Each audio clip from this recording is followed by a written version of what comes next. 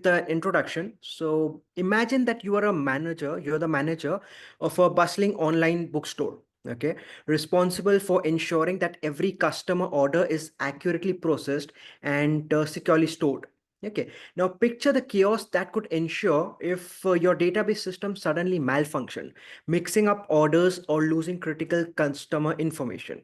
These hypothetical scenarios highlight the crucial role of database testing in safeguarding the reliability and functionality of data-driven applications.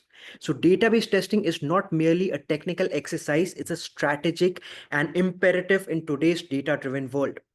Right, so you can already imagine if you have a database, right, and everything is working on data, right, your information is stored there, and in any domain that you can imagine, right, the banking sector, the health sector, right, the aeroplane, right, the entire airlines sector, right, all sectors, right, all sectors, not even talking about the IT sector. Okay, so everything works on data. And if the database is compromised, right, you might lose on sensitive information, you might crumble the database, right? As a result, your applications might not work. So it is very, very important to have your database tested thoroughly.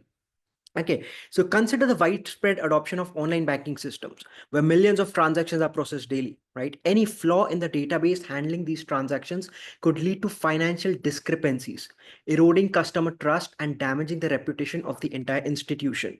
Okay, so therefore, database testing is very, very important. You can imagine, right? All these imaginary scenarios, you can already imagine how crucial it is to test your database and make it robust, right, so that it does not crumble, or let's say the security is in place. Okay, have you seen any real examples of where the database has caused some issues or caused some bugs?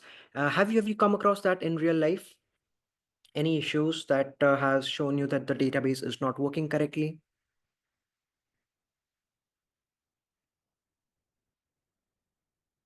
Okay, I don't see any responses, right? So most probably guessing y'all have not come across that. But it does happen, right? It does happen. Like I recently had an application. Okay, it was an application based on the healthcare domain, right? It used to not exactly entire healthcare domain. It used to take the users, and users could uh, check in the doctors, right? They could check in who the doctors are, and accordingly they could book consultations, and they could have their prescription stored and everything, right? So that was the application.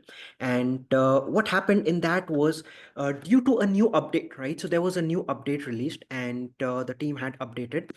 Based on that, the database had broken, right? It did not crumble, but it had broken because the new columns that they'd inserted, we'll talk about primary keys and foreign keys, what they are, right? And the integrity was disrupted. Okay, as a result, the entire application suffered. Why? Because the users were not able to, let's say, search for the doctors, right? They were not able to do that because the database would not send in the correct response. Okay, the database was not working correctly.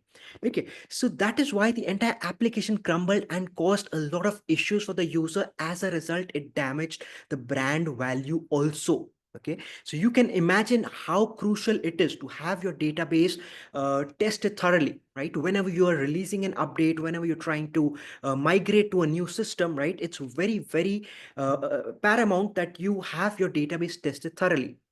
Okay. Valentina says it happened to me while I was working on e-commerce project, right? But we fixed it before releasing the presenting to the company. Awesome, right? Yeah, yeah, definitely, right? Happens on e-commerce, very, very, very common, right? In e-commerce because entire thing is set up in the database, right? Valentina, but not able to recall if it happened to me in any app website used such as banking or e-commerce, right? Yeah, yeah.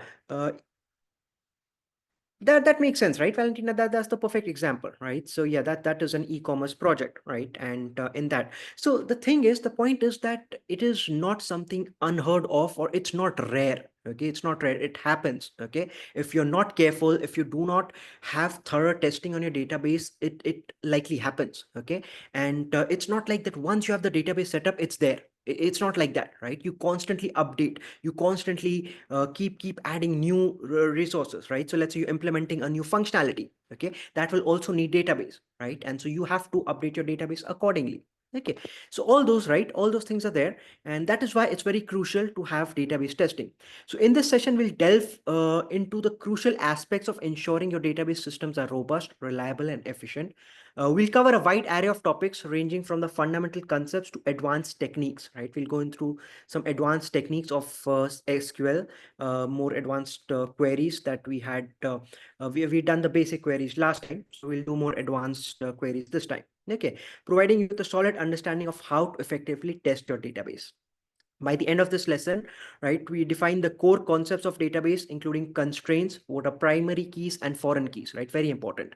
We'll explain the database modeling, right? What is the ER diagram, entity relationship model, a fundamental tool for designing the efficient database structures. We'll discover various testing techniques such as functional testing, security testing, structural testing, data integrity testing, crucial for validating database functionality and accuracy.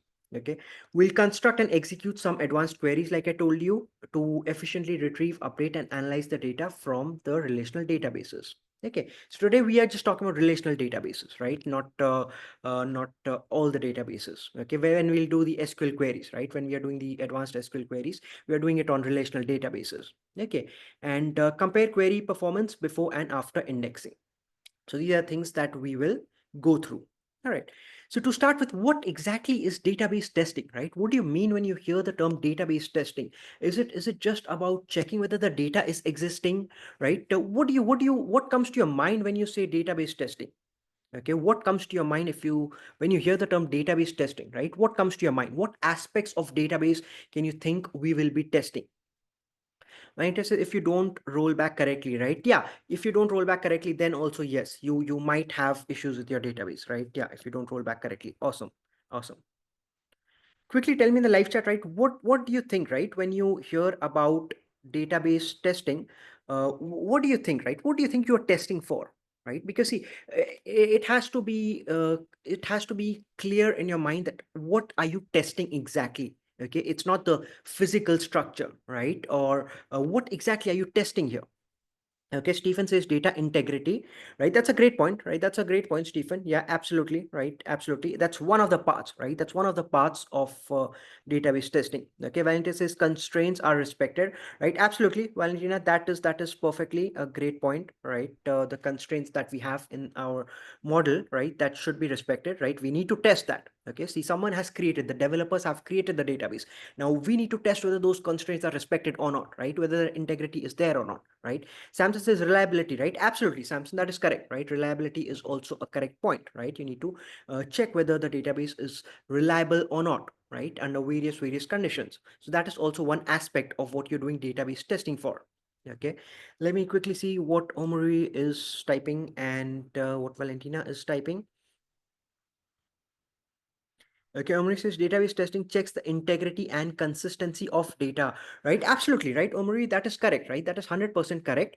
And Ebenezer says performance, right? Correct, right? Ebenezer, performance is also a great point, right? Absolutely, absolutely. So these are all correct points, right? So the point here is that it's not just about checking the integrity or checking about the performance. It's not that, it's checking all the things, right? All the things put together is called the database, right? The database testing.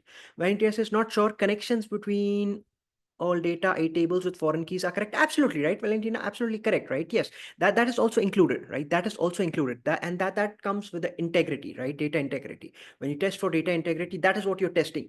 Okay, we'll deep dive into each of those, right? We'll deep dive into each of those. Okay, but broadly, if we are to say, right, what is database testing? It is a type of software testing that checks the schema, right? It checks the schema. What is the schema? The entire structure of the database. Okay, the tables inside the schema, right? The triggers, the procedures of a database to ensure that data integrity is there, that consistency is there, and accuracy of the data is there, right? So in a broad nutshell, this is what database testing is all about, right? You check the schema, you check the tables, you check the triggers, procedures. Okay, I'll talk about what are triggers and procedures. Don't worry about that. Okay, so we want to ensure the data integrity is there, the consistency and the accuracy should be there. All right. Okay, so what are the key objectives? What is data integrity? Ensuring that the data is accurate and consistent. Okay, so we'll see what is primary key, foreign key, and how the integrity is preserved. Okay, we want to see the data validation, verifying data against set of rules and constraints. So there might be some set of rules and some constraints on the table, right? And we need to verify whether they are valid or not.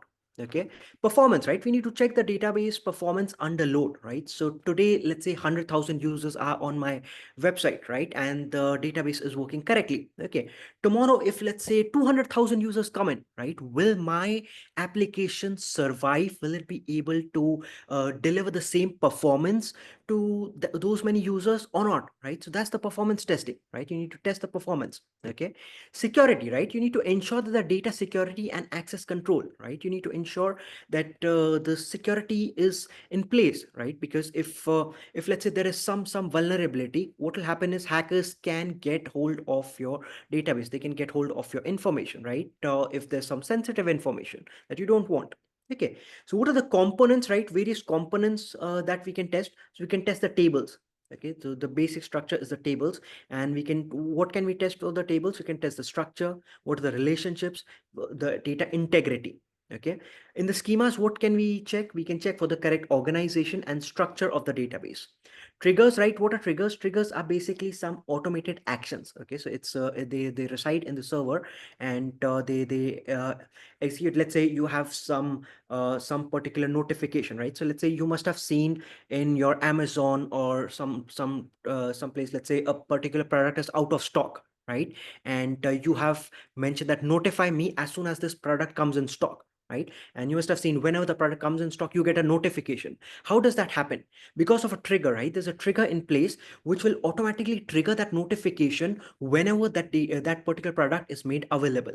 Okay, so whenever that product comes in stock, and in the database, whenever that particular row is updated, that here this is in stock, right? So a trigger is automatically triggered, and that sends the notification, right? So those are triggers, right? So testing of those, execution of automated actions, right? Testing triggers. Stored procedures, right? Stored procedures are what? They are proper execution of predefined operations. What is a stored procedure? A stored procedure is basically a set of SQL statements, right? So there are a set of SQL statements that you have stored in a function, right? And that function is there. Now you can repeatedly call that function. Instead of writing the same SQL query again and again, you can just call that function. Okay, so maybe that function is to do some login, right? So to do some login or to check whether the username or a particular user is existing or not, right? So a function can be created, right? A stored procedure is created, and then you can keep using it again and again. Or if you have some complex calculations, right? Generally for some complex calculation, a stored procedure is created, and we keep calling it again and again to reuse the same set of SQL statements so that we don't want to write it again. All right. Constraints, right? Adherence of data to defined rules, right? Whether the given data is adhering to the defined rules or not, and we check the constraints of that. All right, so these are the basic components that we'll be testing. Don't worry, we'll be diving deeper into each of these. Okay, so let me know in case of any questions so far. I see Francisco says here, I am sorry for running late. No worry, Francisco, right? Glad that you made it. All right, Jordan says, sorry, bit late. No worries, Jordan. We just got started, right? And we are discussing about database testing, what database testing is, right? And in a nutshell, okay, Jordan, for you, database testing is a type of software testing that checks the schema, tables, triggers, and procedures of database to ensure data integrity, consistency, and accuracy is in place or not, right? That is database testing. All right. Okay, moving forward. So constraints, right? The constraints that we are talking about in the database, right? What are the constraints? Okay. In a database, what are constraints? Constraints are some predefined rules and restrictions that are enforced in a single column. So you saw when we were creating tables, okay, last time when we were creating tables, the CRUD operations that we did, right? So you were creating tables, okay. When you're creating tables, right, in that you were creating columns as well, okay. Now in those columns, right, in those columns, you can add some constraints. What are those constraints? For example, you can say SQL not null, right? So a particular column you can define, and you can say that this column cannot be null. What does that mean? That means it cannot be left blank, right? So some value has to go there. Okay. Similarly, in another column, you can define a default value, right? Default value means what? That let's say the default value of a particular product category is, let's say electronics, right? The product category by default is electronics. Okay. So anytime a row is updated, right? So, and you don't enter, right? If you don't enter a particular category, right? You're trying to leave it blank, then by default, the value will come as electronics, right? That's the default value that you can set. Okay. This is a unique, right? Unique is another constraint that you can set. What does that mean? That means that all the values, right? All the values in that column will be unique. Okay, so we have some examples, right? Look at the example. So let's go one by one into the examples. Okay, so SQL not null, right? Look at the example of not being null. So you see, this is how we created tables last time. Create tables, right? Create table was the SQL command, and then you give in the table name, right? Persons is the table name. Okay, after that you open this bracket and then you say the columns, right? Which columns you want. I want a column called ID. Okay, I want a column called last name. I want a column called first name. I want a column called age, right? So these are the 4 columns that I'm trying to create in my table. All right. Now, in each of these columns, I'm trying to add some constraints, right? What are the constraints? For the ID column, I'm saying that the data type here will be integer. Okay, so only integer type data can come in this ID column. If you try to send in some piece of text or anything else, it will not accept here because I am trying to make it only integer. That's my data type, right? Integer. Okay. Additionally, the constraint I'm setting here is that this column is not null. What does that mean? That this column cannot be null. So anytime you're inserting a particular row or any record, this ID column cannot be left as null. You cannot leave it blank. Null means blank, right? Null means no value, right? Null at all. Okay. So it cannot be left as null, right? Same thing for last name, right? Last name column is there, and the data type here is varchar, right? Varchar is again variable characters of length 255. So we can have variable characters of length 255, and this column again cannot be null. Okay, so first name, again this cannot be null, right? Again varchar 255 characters, first name cannot be null. Okay, age, however, right, for the age I'm saying that the data type is integer, right? So integer will be stored in this particular column, but this column can be null, right? It can be null because I'm not adding any constraints such as not null. I'm not adding any constraint for this particular column, for the age column. Okay, so tomorrow when I'm inserting some values in this table, when I do the quickly tell me in the live chat, right, what command you use for inserting values into the table, right? If you want to insert some values into the table, what SQL command you use, right? What is the just the starting part, right? Just the starting part. Okay. Stephen says insert into, right? Okay, okay. Others. Ines says insert into, right? Okay, perfect, right? Perfect. Stephen, that is correct, right? That is correct. And Ines, that is correct, right? Perfect. Absolutely, right? That's what we did last time. Insert into, right? Then the table name, and then you can say the values that you want to say, right? First the columns and then the values, right? So perfect, right? So when you're doing that, right? When you're doing that, so you can leave the age part. Why? Because this can be left as null, but you cannot leave first name. If you leave first name, your database will not accept, right? That insert command will not run. Okay, why? Because this is a not null, right? So you cannot leave it as null, right? You have to have some value over there. Okay, so that is the meaning of not null, right? That's the not null constraint. Okay, the second constraint you have is default, right? What are the default values? So for a particular column, right, let's say I have the city column, right? I have another column, I'm adding another column city, and the data type is varchar with 255 characters. Okay, and I see the default value is Sanders, right? So this is the default values. Okay, so what happens is that now if I try to leave the city column as blank, so when I'm doing my insert into persons and I'm trying to insert the values, and if I leave the city column blank, right, I don't provide any value for the city column, then what will happen? That is accepted, right? That is accepted because this column is not set as not null. That's not a constraint here. Okay, so if you leave it as blank, the default value it will take is as sun is, right? That is what the default values it will take. Okay, so that's the point of default. Okay, clear so far? Clear? Any questions? Any doubt? Francisco says, shouldn't we use a better constraint, right? Yes, Francisco, absolutely, right? Absolutely. We'll be using primary keys, right? So we are coming to that, right? Primary key is a better constraint, okay, for the ID, especially for the ID columns, right? That is correct. Okay. So yeah, that's the next one you see here, right? Okay. So unique, right? Unique is the next one, right? Unique is what? Unique means if I set a particular column, let's say ID, right? ID is the column and integer not null, and I set it as unique, right? I say that this column is unique. That means no two values of this column can repeat, right? You cannot have a repetition of the values. Okay. Till now you had only declared it as not null, right? That means what? That it's not null. Okay, now, but the values can repeat, right? The ID can be, let's say, 2, then the second again ID can be 2, then the third ID again can be 2, right? So your repetition can still occur over here. That's not good, right? Because two persons cannot have the same ID. Okay, so what we can say unique, right? Unique means what? No two values can be same in this particular column. That is another constraint that you're adding. Okay, now you have the primary key, right? What is a primary key? See, a primary key constraint enforces the uniqueness of the rows. It disallows null values in the constraint attributes can only appear once in the table, i.e. only one row, right? So a particular row can appear only once, right? Based on that particular column. Okay. For example, if I set the ID, right? I'm setting the ID as a primary key. This is how you set it as primary key. You say primary key, and then you say which column you want to set as the primary key, right? I want the ID column to set as primary. Okay, so that's the ID column, right? Now ID column is my primary key. Okay, so each table can have only one primary key, right? What does that mean?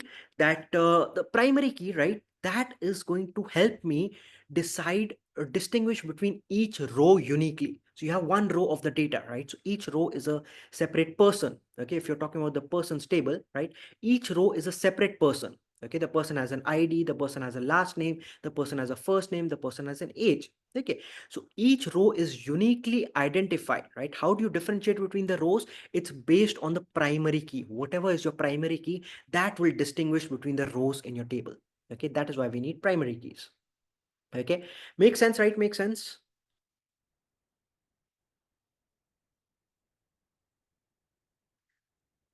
BB says, may I know not null means that the user cannot press space bar. It is right. Francisco, it cannot be empty value, right? Yeah. BB, yes, correct, right? It cannot be an empty value. Okay. But see, what happens is space bar will be accepted, right? Space bar is actually, see, all the characters that you see, they are converted to ASCII characters, right? So if you have actually anytime if you copy the URL, okay, let's say you have this URL, and if you keep a space over here, right? So let's say I have a URL over here, right? And you add a space over here, okay, then that will come as a percentage 20, right? You must have seen that. Okay, so all these characters are encoded. Okay, so space is, you're not seeing as anything, but that's a character. Okay, that's a character. Okay, and generally how it is handled is it is handled in the backend, right? Because when you send in the data, let's say you are typing in your username, okay, in your Amazon, you're trying to log in, and you're typing your username, and you send in a space, right? After your username, you have some space. Okay, what they do is they remove the spaces, right? In the backend, first they remove all the spaces, everything is done, and then it is sent to the database. Okay, so then it is sent to your SQL query. It's not that you directly take the user input and you send it directly. No, you sanitize it, right? At the sanitization stage, they remove all the spaces and any fishy things they find. Let's say some special characters like star or something, right? Which they don't want. They remove all that. Okay, and then that is sent to the SQL query part. Okay, so Stephen says, so with writing primary key, you don't need to write unique. Yes, right. Stephen, correct, right? Yeah, if you define it as primary key, right, you don't need to define it as unique, right? You don't need to. Okay, primary key itself takes care of that, right? Absolutely. Okay, Valentia says, ASCII code, I remember this costed me a week or so to understand, right?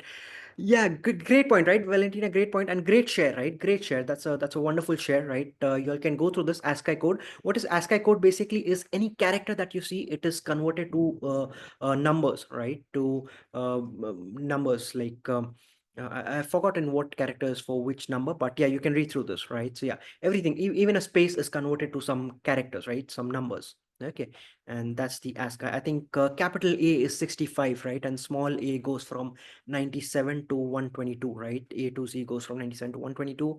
Capital A goes from 65 to 91 or something. Okay, just cross check that, right? I don't remember exactly.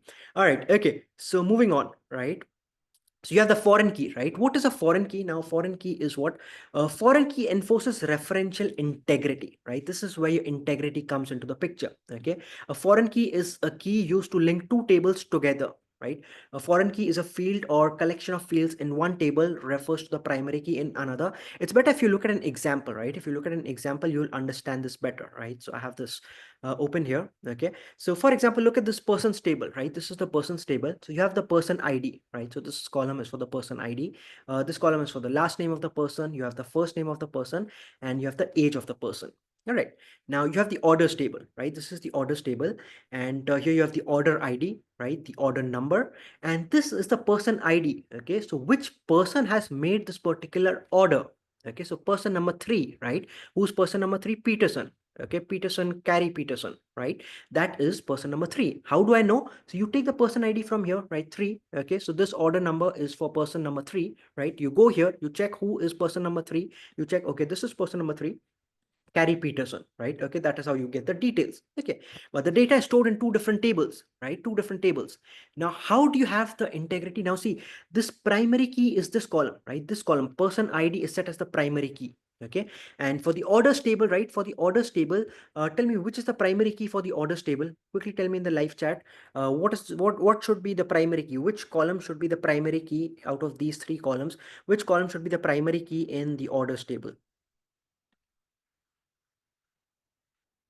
Okay, Jordan says order ID, right? Ina says order ID. Stephen says order ID, right? Absolutely perfect, right? Perfect, absolutely correct, right? Order ID is to be set as primary key over here. Why? Because the primary key is what will distinguish between two rows, right? If you look at the first row and if you look at the second row, right? This primary key, this order ID is what will distinguish. Okay, that this is a unique record. This is a unique record. Okay, so that is what a primary key is for. Now this person ID, right? This person ID is actually a foreign key, right? This is a foreign key. Why? Because this is referencing to the primary key of the person's table. This has a reference over here. Okay. So therefore, this is a foreign key. It is referencing to the person ID of this table, right? To the primary key of this table. Okay. So therefore, this is a foreign key. Okay, because it is referencing to the other table, right? So any column that references to a parent table, to the primary key of a parent table, that column becomes the foreign key for this table. Okay, so any column you have for this particular child table that is referencing to the primary key of a parent table, that becomes the foreign key over here.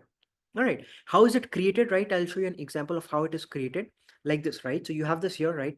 Primary key. Okay, my order ID is primary key. And you see, we do not declare order ID as unique over here, right? Because we are declaring it as primary key over here. Okay, and then you say I want a foreign key, right? I want a foreign key. Okay, the person ID, right? Person ID, which references person's person ID, right? So in the table persons, it references the person ID, okay, in the person's table.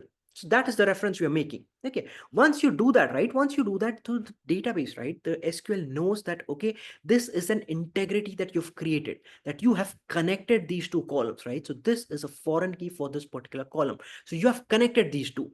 Okay, and that is where the data integrity comes into the picture. So anytime you want to check for the integrity, you have to check whether this is working correctly or not. It should not be that, let's say, I have deleted a particular order, right? I have deleted this particular order for this person, right? I have deleted this record. That should not mean that this person has also deleted, right? This person should not be deleted. Okay, the person should stay there. Okay, and on the other hand, if I'm trying to create a new order, right? So I'm trying to create a new order and the person ID is, let's say, 99, right? Person ID is 99, then that person should exist over here, right? Because that person should exist over here, because an anonymous person cannot make an order on my website, right? On an e-commerce website, an anonymous person cannot, right? If the person is not there in my table here, he cannot make an order, right? He or she should not be able to place an order. So this record cannot come as blank. Okay, or any number, right? Any number which is not there in the person's ID, right? Like 99, or let's say 1001, right? Any other value, okay, which is not there in person's ID, it cannot be there. Okay, who enforces that check, right? Who's enforcing that check? The foreign key, right? Once you do that foreign key, right, that is data integrity added. All right, so that is the meaning of foreign key. All right, next you have constraint is a check, right? You can have a check constraint. What does that mean? That means that you can set a limit to the value range that can be placed in a column. Okay, if you define a check constraint on a single column, it allows only certain values of this column.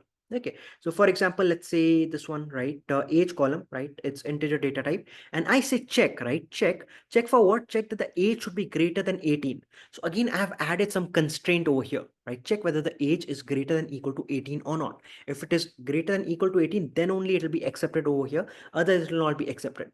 Okay, so these are the various constraints that you can add in your database. All right, Makes sense. Primary key versus foreign key, right? That is what I just told you about, right? This is the same table, person's table. You have the person ID, last name, first name, age, and the order table. And that is how you reference, right? So the person ID is the primary key over here, right? Person ID is the primary key here. Person's ID column in the orders table is the foreign key for that. Right. Is that clear, right? Is that clear? What is a primary key? What is a foreign key? Any questions? Let me know in the live chat, right? Quickly, let me know in the live chat.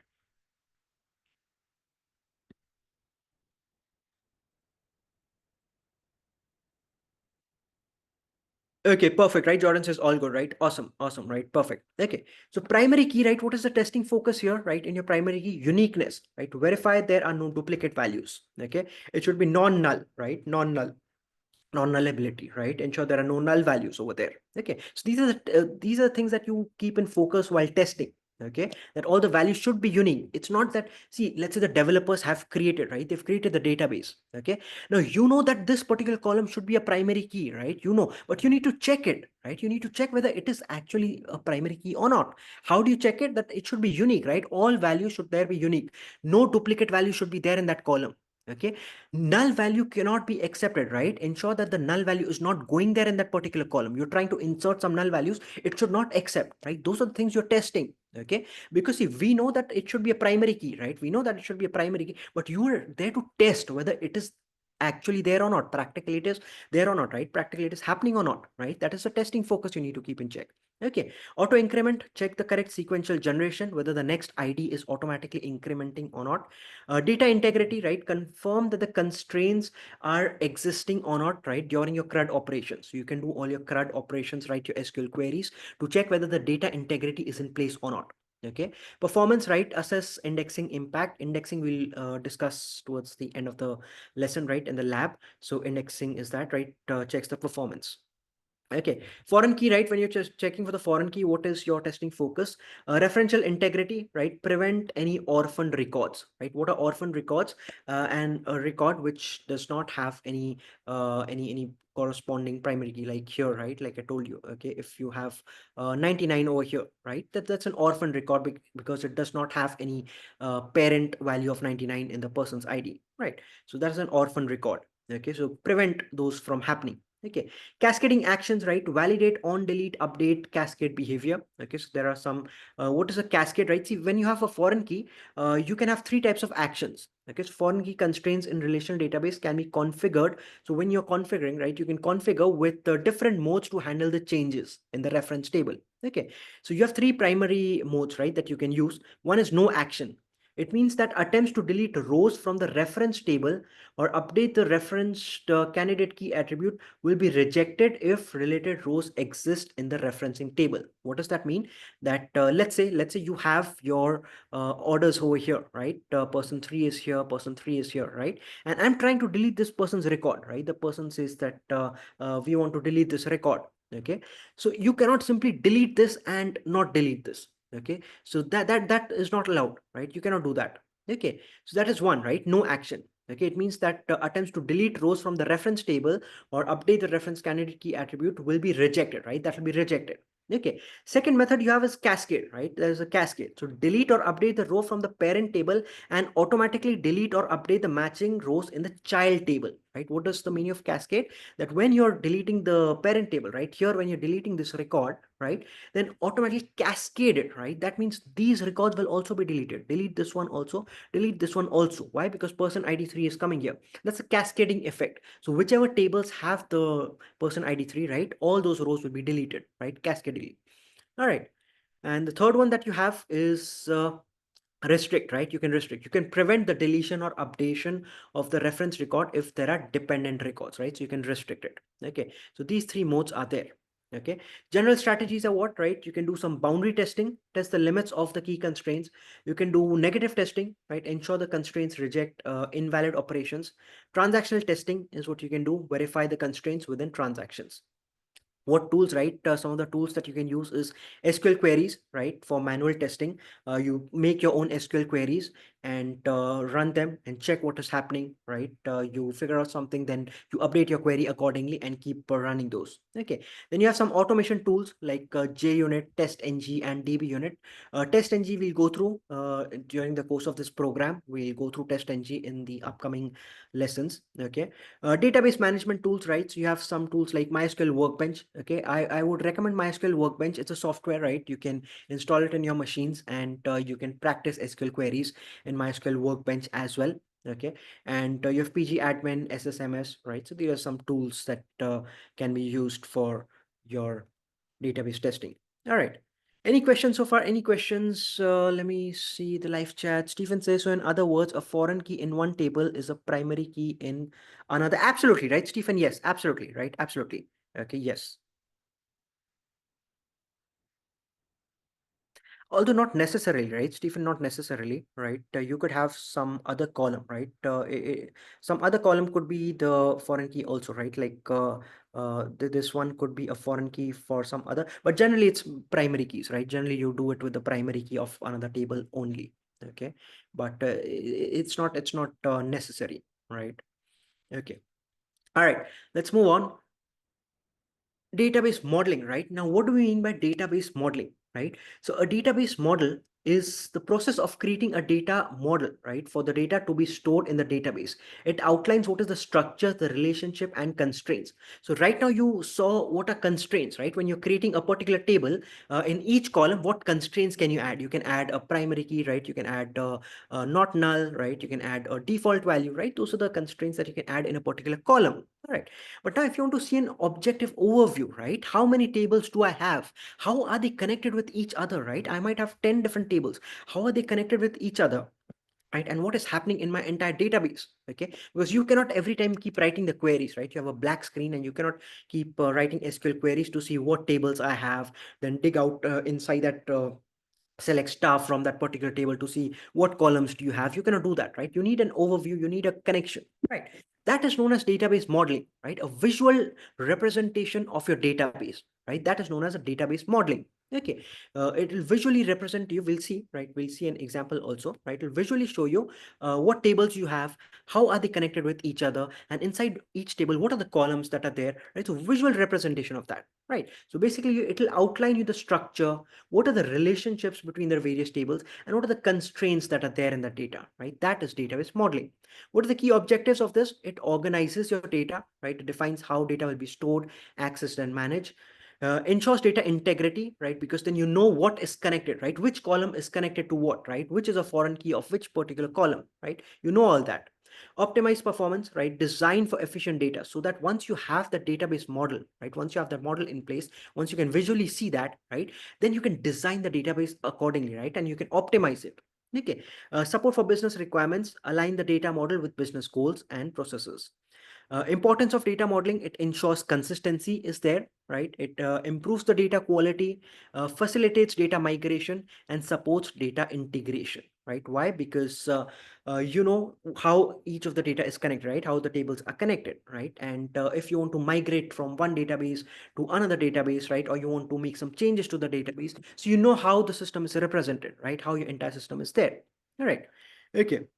A discussion question, right? How do you think poor database design impacts system performance, right? Tell me in the live chat, right, if you can think of any poor database design and how it can impact the system performance of any poor database design. Think of anything, right, that you can think of a poor database design. Let me know in the live chat if anything strikes to your mind of a poor database design. Here's an image representation of an analogy, right? It's a house, right? It's a house. There's a deck over here. There's a bath over here.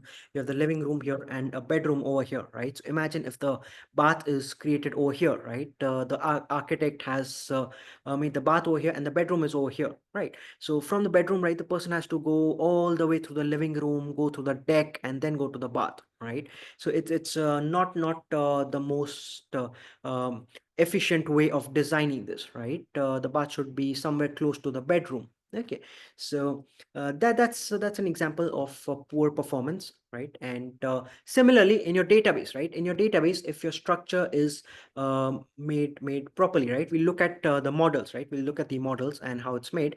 If it is made properly, right, then how it can optimize the efficiency, right? How it can increase the efficiency. Okay, let's look at a quick question, right? Let's look at a quick question. How do primary keys, constraints, and database modeling collectively contribute to SQL database management, right? So primary keys, constraints, and database modeling. Okay, you think primary keys ensure data uniqueness, constraints maintain integrity, database modeling optimizes data organization, constraints enforce referential integrity, database modeling ensures query efficiency. Primary key defines the relationships, constraints ensure transactional consistency, and database modeling focuses on the query optimization. Or database modeling defines data structures, primary keys enforce data constraints, and constraints ensure data compression. Which of these do you think is correct? A, B, C, D, right? Tell me in the live chat, A, B, C, D, what do you think? Okay, Ines says retrieving data could or will be difficult, right? Absolutely, Ines, right? Yeah, yeah. Okay, absolutely. Okay, that's for the previous example, right? Stephen says inaccurate return of the data, right? Absolutely correct, right? Stephen, that is correct, right? Ines, correct. Venkat says first, right? Primary keys ensure data uniqueness, constraints maintain integrity, database modeling optimizes data organization, right? Susan says A. Others, what do y'all think? Is it A, B, C, D? Which one, right? What is primary key used for, right? Does it ensure data uniqueness? See, anytime you have these multiple values, right? Look at just one. Okay, look at the primary key, right? Is it to ensure data uniqueness, or primary key defines data relationships? What does it do, right? What does it do? So based on this, you can at least eliminate one option. Okay, and then you can see the next one, right? Constraints maintain integrity. Constraint is used to maintain integrity, or constraints enforce referential integrity, or constraints ensure transactional consistency. What do they do? Okay, others are also saying one, right? Tomori says one, Susan says one, Theodora says, Dixon says one, right? A, perfect, right? Great, awesome. Yeah, one is correct, right? One is correct, right? Primary key ensures the data uniqueness, and constraints maintain integrity, while modeling optimizes the data organization, right? Absolutely correct. Wonderful, right? Great. So you all have understood that. Okay, awesome. Okay, now see, what is an ER model, right? What exactly is an ER model? Okay, so now that visual representation that I was talking about, right? That is known as an ER model. An entity relationship diagram, also known as ERD, also known as ERDs or ER models, is a type of flowchart that illustrates how entities such as people, objects, or concepts relate to each other within a system. Okay, so ER diagrams most often used to design, test, or debug relational databases, and you have some set of symbols, right? So we have some set of symbols. Let's first look at an ER diagram, right? How does the diagram look like? Okay, so it looks like this. Okay, looks like this. Look at this, right? I don't know if it's clear or not, but you see this, right? This is what an ER diagram looks like. Okay, and I first want you to focus on the rectangles, right? Just look at the rectangles. Don't look at these circles, right? Don't look at the circles. Just look at the rectangles. This rectangle is for what? Rectangles represent the tables, right? So this yellow rectangle is a teacher table. Okay, this class rectangle is a class table, right? And this pupil, right? This is a pupil table. Okay, so these are three tables that I have in my database. Okay, these are the three tables. Okay, so tables are defined how? Tables are defined as your rectangles. Okay, they're actually entities. Okay, they're entities. Now, these entities can have attributes. What does that mean? Attributes are the columns, right? So inside a table, let's say you're creating a teacher table. Inside the table, you'll create columns, right? You'll create columns. For example, one column could be the address, right? What is the address of the teacher, right? What is the entry date? Okay, what is the birth date? Okay, what is the name? What is the surname? What are the subjects the teacher is teaching, right? What is the personal ID? Okay, so for all these things for the teacher, right? So these are known as attributes, right? These are known as attributes, are basically the columns of your table, right? And they are represented in circle, right? It's represented in a circle. Okay, and the relation between multiple tables, right? So like teacher table and the class table, right? How are they connected? They are connected by this diamond, right? So a diamond symbol is used to define the relation between these two tables, right? So like a teacher teaches a class, right? A class is taught by a teacher. Okay, same thing for this attendance, right? A class is attended by pupil. okay, and pupil attend classes. Okay, so like this diamond, right? This diamond tells you the relationship between the tables. Okay, what relationship is there between the tables? All right, and this numbers, right? The numbers that you see, right? M is to M, right? So they are the cardinality. What does that mean? That one teacher, right? M teachers. So basically, one teacher can teach multiple class. Okay, like one particular teacher, this M, right? So one teacher. So just always when you're doing this, look at one, right? So one teacher can teach multiple classes, right? This M is representing that one teacher can teach multiple classes. Okay, and one class, right? One class can be taught by multiple teachers. This M is representing that, right? When you're going from right to left, right? Just take the reverse. So one class is taught by how many M teachers, right? So it is a many to many relation. Okay, like here you have a one to many relation, right? So class can be taught, right? Many classes can be attended by pupil, but one pupil can attend many classes, right? So one person can attend many classes, and class can be attended by people, right? So that is the cardinality. All right, and these are the attributes, right? Again in the circle, right? These are the attributes that you see for the pupil. What are the attributes you can have? You can have the surname, right? You can have this and in school, the birthday, the address, ID, year, name. Okay, same thing for the class, right? What is the ID? What is the name? What is the type? Okay, so these are the attributes. Does it make sense? Does it make sense? Now we look at the details, right? So I just wanted to show you a broad overview of what the diagram is. Okay, now look at the details. Okay, look at this particular diagram, right? A rectangle is for what, right? A rectangle symbol represents entities in the ER model. What are the entities? Entities are the real world objects, right? Like let's say teachers, right? Or whatever you are trying to convert into a table, right? For them, you'll store the data. Okay, the ellipse, right? Ellipse or the circle that you saw, right? Those are the attributes, right? And that will save what are the columns, right? Attributes are the columns that you want to save inside that particular table. Okay, diamond shows you the relationship among the entities, right? So basically the different tables, okay, between the square, right? Square, this rectangle was the tables, right?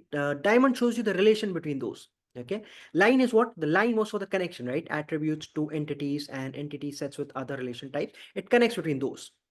Okay, now the double, right? Double ellipse means what? Double ellipse means multi-valued attributes, right? Remember this. Okay, what is a doubled ellipse meaning? It means that multi-valued attributes. What are multi-valued attributes? That particular attributes can have multiple values, right? For example, right? For example, let's say when I have here, right? Let's say the address, right? Let's say the address over here, right? This address, okay? Maybe a particular teacher has multiple addresses. Okay, you want to save multiple addresses. Okay, then you'll make this as double ellipse, right? So one more ellipse should be here. Okay, that means that multiple values can be stored in this particular attribute. Generally it is used for phone numbers, right? Because one person can have multiple phone numbers. Okay, so a phone number, you'll have double ellipses, right? Double circle. Okay, that means it has multiple values. Okay, make sense, right? Make sense.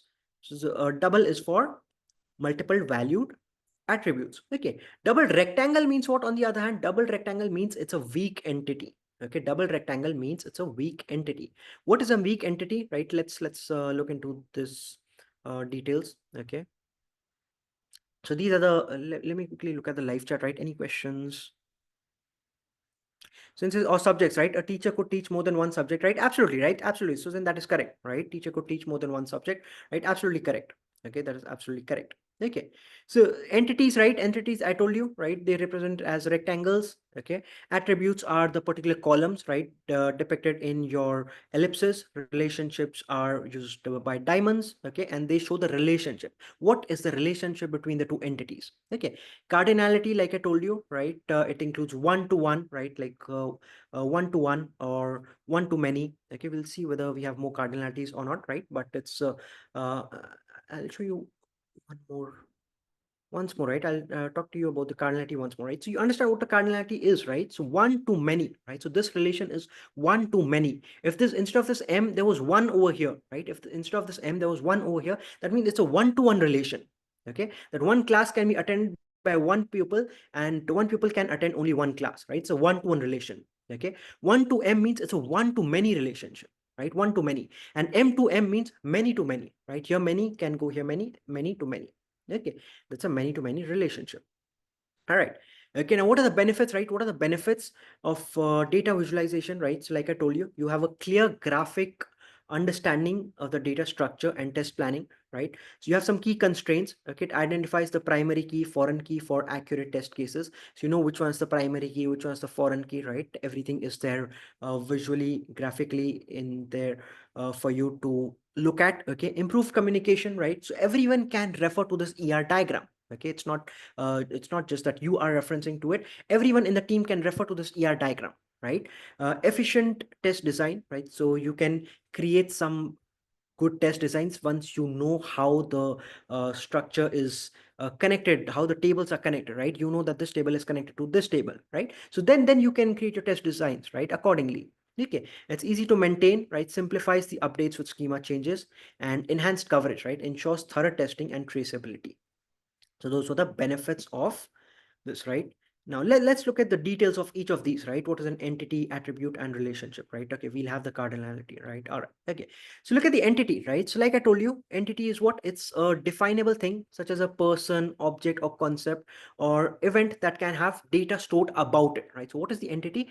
Anything, right? A person, object, or concept, anything for which we want to store the data, right? So about it, right? So about that particular entity, we want to store data. Why? Because we'll create columns for those, right? For example, student, teacher, or projects, right? So we store data about these.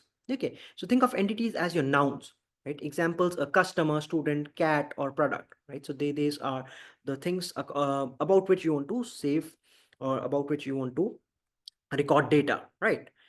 Now these are entities. Okay, now what is a strong entity versus a weak entity? A strong entity is always has a primary key, right? So an entity which has a primary key is a strong entity. A weak entity is something it does not have enough attributes to build a primary key. So sometimes you have tables, right? You have some tables which do not have certain attributes which can be created as primary key. Okay, so those kind of tables can also exist. Okay, but those are weak entity, right? That's a weak entity set. No primary key, it's a weak entity. Okay, so strong entity is represented by what? A rectangle, right? The rectangle symbol. Okay, but a weak entity is represented by double rectangle. So the double rectangle that you saw, that is for a weak entity. Quickly tell me, what is the double ellipse for? What was the double ellipse for? The double ellipse that we saw, what was that for?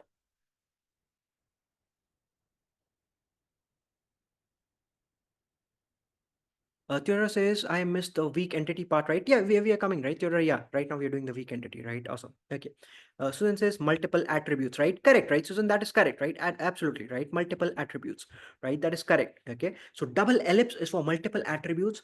Double rectangle is for a weak entity set. What is a weak entity set? Which does not have enough attributes for its own primary key. Okay. Uh, Strong entity has a primary key represented by the underlining symbol, and weak entity contains a partial key which is represented by a dash underline symbol and does not have a primary key.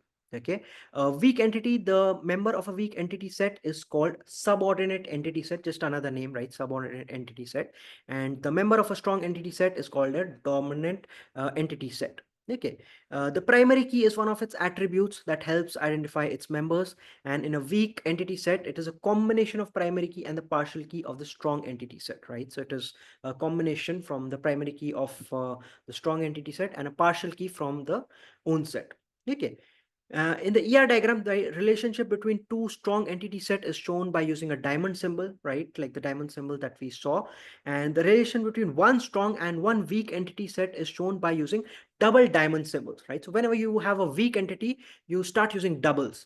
Okay, so representing the weak entity, right? You have double rectangle. Okay, to have the relation between a strong entity and a weak entity, your diamond also is doubled, right? You have a double diamond. Okay, that is also doubled. Okay, so the connecting line of the strong entity set is a single line, and the line connecting the weak entity set for identifying the relationship is double, right? So again, it's double line, right? So instead of one single line going, you have double lines. All right, so all double, right? For a weak entity set, double, right? So weak entity set, just double it. Okay, so that's the way to remember. All right, so that's a set of differences between a weak entity and a strong entity. right? Attribute, what are attributes, right? Like I told you, let's say this is an entity transactions. Now attributes are what columns I want to save about this, right? What data I want to save about this. For example, the transaction number, right? What is the amount, right? What is the type? So for example, this is, let's say, for a banking domain, right? So what is the transaction number? What amount of the transaction was done? What is the type of the transaction? Okay. Now, what are the types of attributes you can have? You can have a simple attribute. Simple attributes can't be divided in any further, right? For example, a student's phone number, right? It's an atomic value, right? You cannot divide it, right? You cannot divide it further. Okay. Composite attribute, right? What's a composite attribute? It is possible to break down the composite attributes. For example, a student's full name may be further divided into first name, second name, and last name, right? For example, if you look at this diagram here, right? So you have the student entity, okay, and you have a phone number, right? You have a phone number, no, not the phone number, sorry, right? Look at the roll number, right? So roll number is your it's atomic, right? It's atomic, you cannot break it down further. Okay, but name, right? Name can be composite, right? Name can be broken down further into the first name and the last name, right? So name can be broken down further. Okay, so that is a composite attribute. Okay, what is a derived attribute? This type of attribute is not included in the physical database. However, the values are derived from other attributes present in the database, right? For example, you can derive the age from the birth date, right? So for example, here we have the birth date, right? So birth date is an attribute. Now we can derive the age, right? And for that age, you'll have this dotted circle, right? This dotted ellipse, right? That's a derived attribute. Okay, multi-valued attribute, right? Multi-valued attribute means what? You can have more than one value, right? Like I told you earlier, a phone number, right? Generally a phone number, a student can have multiple phone numbers or the address, right? And that is represented by this double ellipse. Double ellipse means what? You can have multiple values over here, right? One phone number two, phone number three, right? You can have multiple. Okay, that is doubled ellipse. All right, so those are the attributes. All right, and quickly look at the relationships, right? What is a relationship? Again, it is shown by your diamond, right? And they're the association among entities. It is called a relationship. For example, an employee works at a department and a student enrolls in a course, right? Here works at and enrolls are called the relationship. What the relationship is between the various entities. Okay, this is the cardinality that I was talking to you about, right? One-to-one means what? A single entity instance in one entity class is related to a single entity instead of another, right? So it's a one-to-one.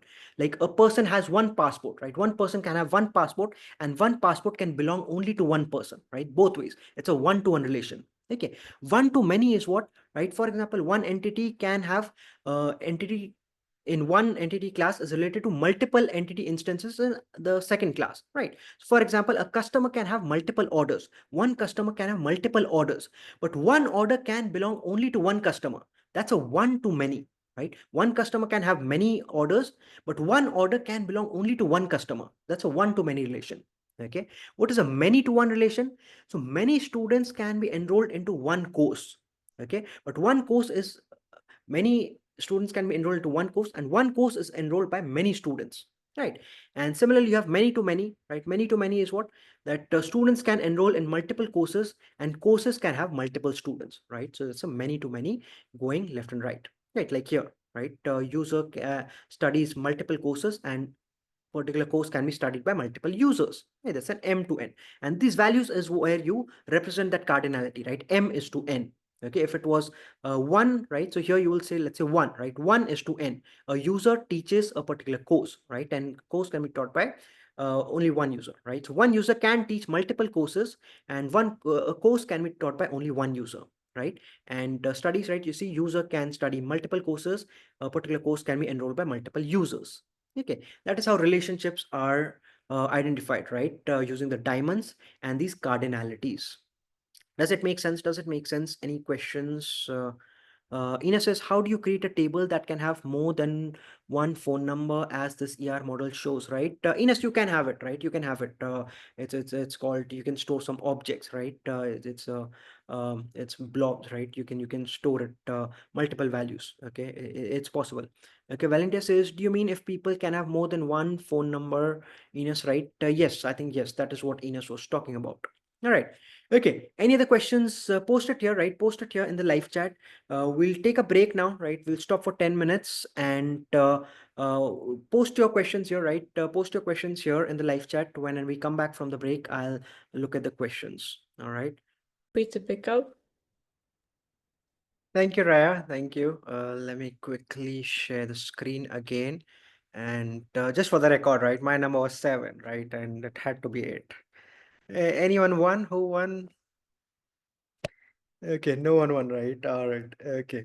Awesome. All right. Okay. So let's get back, right? Let's get back. I saw quickly give me a thumbs up, right? If you can see my screen, right? Give me a thumbs up if you can see the screen.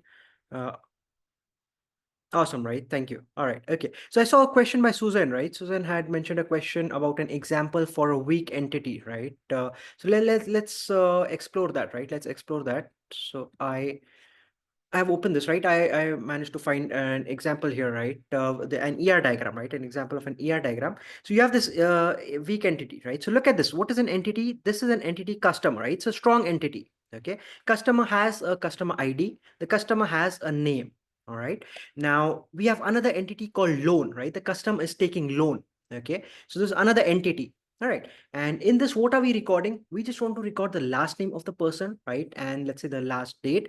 What is the last date of repaying the loan, okay, and maybe the amount, right? If you want to save the amount of the loan as well, you can have another attribute called amount. Okay, now this loan is actually a weak entity. Why? Because here you see we don't have any primary key, right? We're just recording the last name, we're just recording the last date, where the payment is to be made, and what is the amount of the loan, right? And you can have multiple, right? You can have multiple rows, okay, for the last name, and same person with the last name and last date. Okay, that does not matter, right? Why? Because what is the primary key over here, right? Tell me what is the primary key for the customer, right? For the customer, what is the primary key? And for the loan, right? For the loan, what can be the primary key? Valentina says, so the strongness or weakness depends on the attributes of the entity, right? Yes, Valentina, yes, right? And those attributes are created by design, right? So when I'm thinking of making a particular database, right? I'm thinking that I need a customer, right? I need to record the details of a customer. So I'll create this entity, right? And I'll see what all details should I take from my customer, right? I'll create an ID column for them. I'll record their name, right? Do I need their age? Do I need their email ID? Where do I need their address, right? What all things do I need, right? So I'll take that here, right? And then for the loan, right, I'll say that, okay, for the loan, what all details do I need to record? Okay, if I don't need to record much, right, if that's not then I can just record, let's say, the last name, the last date, right? And based on that, it becomes a weak entity, right? And it's good, right? It's good because you don't want to complicate things unnecessarily, right? Why should I make another ID column here, right? Another primary key when I can do away with it. Okay, so it's not necessary for you to make all entities as strong. All right, so it's how you design it. All right, Ina says CID, right? C underscore ID, Susan says, right? Absolutely correct, right? Absolutely correct. Okay, so C underscore ID is the primary key for this one, right? For the customer. Okay, for the loan, right? For the loan, what is the primary key? Stephen says loan primary key is the last name, right? Is that correct? Others tell me, is Stephen correct? Is the last name the primary key for the loan entity? For the loan entity, what is the primary key? Jixing says amount, right? Okay, okay, okay. Others, right? Yeah, imagine the amount is there, right? The amount attribute is over here, right? Imagine another circle and imaginary circle over here with amount inside it, right? Imagine that is there. Okay, okay. Ines says, I doubt last name can be primary key. Ines, why? Why do you doubt? Why do you have doubts? Valentina says, should be loan ID, right? Loan ID. Good point, Valentina. But why can the last name or the amount be the primary key? Since it does not have one primary key, right? Exactly, Susan, right? So then that's 100% correct. Okay. And Ines, you are correct, right? You are correct. Okay. Ines says several people could have the same name, right? Exactly, right? Exactly. Several people can have the same last name. So therefore, this cannot be a primary key. Primary key is something which will be unique for that column. It is what is used to identify or distinguish between two rows uniquely. Okay, so that will clearly tell you difference between two rows. But this last name column cannot do that. Okay, even your amount, right? Amount column will not do that. Okay, does it make sense, Stephen? Does it make sense? And the very reason why this is a weak entity is because it does not have a primary key, right? There's no attribute which can be termed as a primary key. That is why you have this double rectangle, right? That's why it's a weak entity, right? There's a primary difference between a strong entity and a weak entity, that you don't have a primary key over here. Does it make sense, Stephen? Does it make sense? And who else was that? Jixing, does it make sense, right? Does it make sense? Amount cannot be a primary key, right? Primary key is something which has to be unique, right? No two values in that particular column can be same. Okay. Susan says, but why don't we give L underscore ID to make it a strong entity, right? Susan, you can, right? You can. If you want, you can, right? You can create a primary key, but that is not required, right? It's not required. Why? Because see, here the primary key can be a composite key by using this customer ID and maybe the last date, right? So using this and this, right? Using two columns, right? So from here, take one from here, take one from here, right? Because when you're accessing the database, you can access, right? You can access this ID of the particular customer, right? This and this will make a composite primary key, right? So that will uniquely identify each row in the loan. Okay, so using that, you can make a composite primary key, which will help you uniquely identify each row in your loan table. Okay, so therefore it's not required for you to have a separate primary key over here, right? And that eases the complexity, right? You don't have to keep creating primary keys. You don't have to add in that complexity, right? Because ultimately, so you have to save data also, right? The simpler you make it, the better and more efficient your database becomes. All right. So if you don't have a particular, if you don't need it, right, don't just add in the complexity for the sake of it, right? So then says more efficient, right? Exactly, Susan. Exactly, right? To increase the efficiency, right? To these are known as the fine tunings of the efficiencies, right? But initially, right? Initially, when you're creating, and let's say when I'm also building initially, right? Initially, I will have a primary key, right? I'll have a primary key over here and various details, right? It's later on when you are optimizing, you are trying to increase the efficiencies, right? That is when you think of these, right? And you can do it with that. Steven says the reason I said last name is because the tables are related, so customer ID will make the last name unique, right? Not necessarily, Stephen, right? The customer ID will not make the last name unique, right? The customer ID can be, let's say, two, right? The customer ID three, but both of them can have the same last name, right? That's possible. Okay. If you combine both of them, right? You take two columns, right? That's a composite primary key. Okay. You take one column here, take one column here. You combine both of them to create a primary key. That is a composite, right? That's a composite primary key. All right. Omri says is a unique identity within a table, right? Exactly, Omri. That is perfect, right? Absolutely. Absolutely. Awesome. Awesome. Right.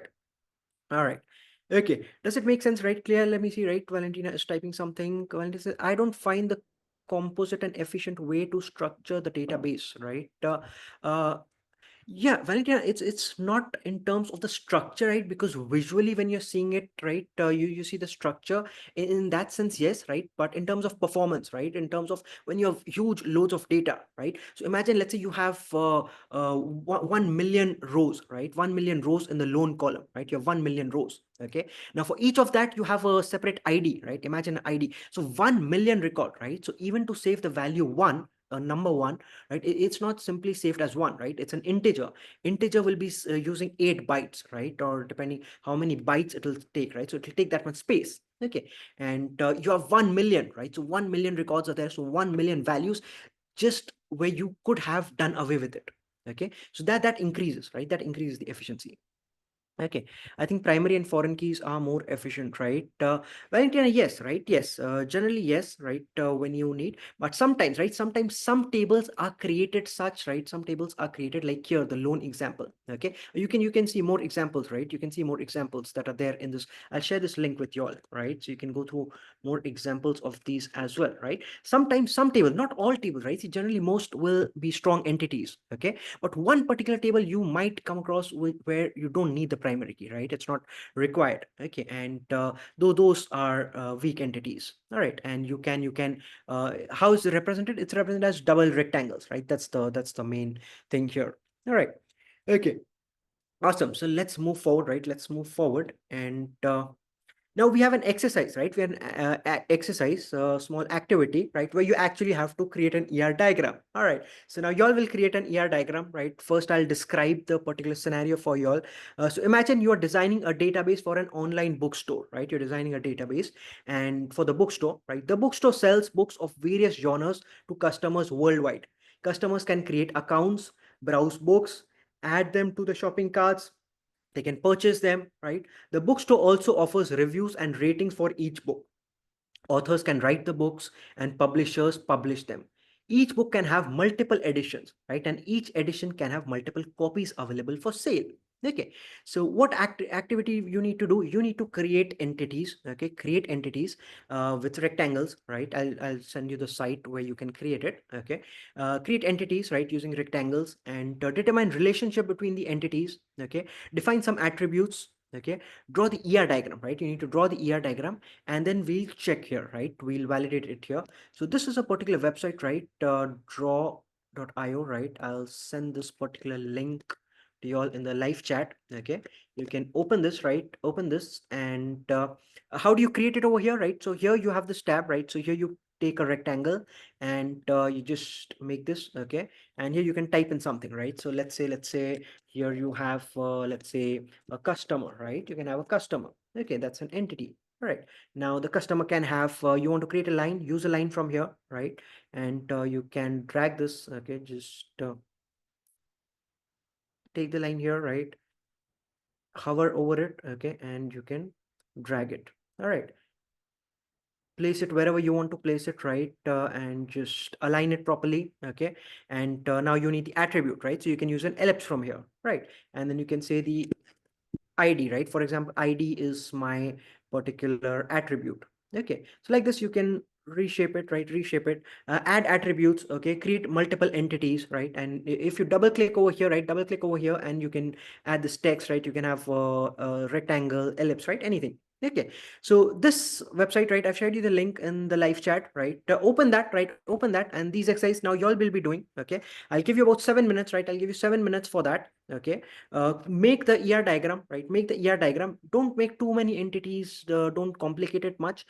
Try as many entities as possible with y'all. And so this is the description, right? So it's a bookstore, right? You're selling books of various genres to customers, and customers can create accounts. They can browse books, right? Add them to the shopping carts, purchase them, and offers reviews, ratings, right? So imagine what all entities can you create, right? What relationships you can have between the entities, and how do you depict that relationship, and any attributes if you want to add in, right? So I'll stop for 7 minutes, right? I'll stop for 7 minutes. Okay, and create that. Once you create it, right, share your image in the live chat. Okay, so I will pause here, right? Pause here for 7 minutes exactly. All right. Okay, we can stop the recording meanwhile, Raya. Jumana, Raya, you can. Thank you. All right. Okay. So now share, right? How much ever is you've made, right? Share your ER diagrams on the live chat so that we can all see, and we can discuss among ourselves how is the ER diagram that you've created, right? Then I'll show you one ER diagram as well. Okay. So post in the live chat, right? Post a screenshot of your ER diagram. It will not be complete, right? I can understand it will not be complete. You can complete it later on after the lesson, and for your practice, right? You can do it later on and you can complete it. Okay, but right now, however entities, right, however much you have created, right, let's look at that. Oh, wonderful. Valentina has shared a wonderful screenshot, right? Let's look at that. Okay, great, amazing. She's created a book, right? Book is an entity. A customer is created, right? An author is created, right? Perfect. She has the relationship, right? The book is written by the author, right? Customer buys the book. Okay, perfect, awesome. And you have some attributes as well, right? For the book, you have the ID, author, year, right? Perfect, awesome, right? Customer has ID, name, last name, right? Excellent, right? Author has ID, name, last name, right? Perfect, perfect. That is excellent. Valentina, absolutely, right? Absolutely perfectly on track.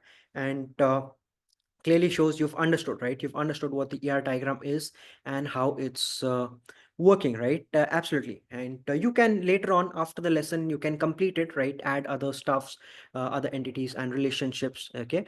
Susan has also shared one, right? Amazing, right? Susan, I see all the entities are there, right? But the arrows, right? The relation between entities are not there, right? So maybe because of the you didn't get that much time, right? So yeah, you can create the connections later on, right? How do you create the connections with the lines and the diamonds, right? Yeah, but looks good, right? Customer has the address, customer ID, name, right? Perfect. And you have the publisher, right? You have the book, right? ISBN, great, awesome.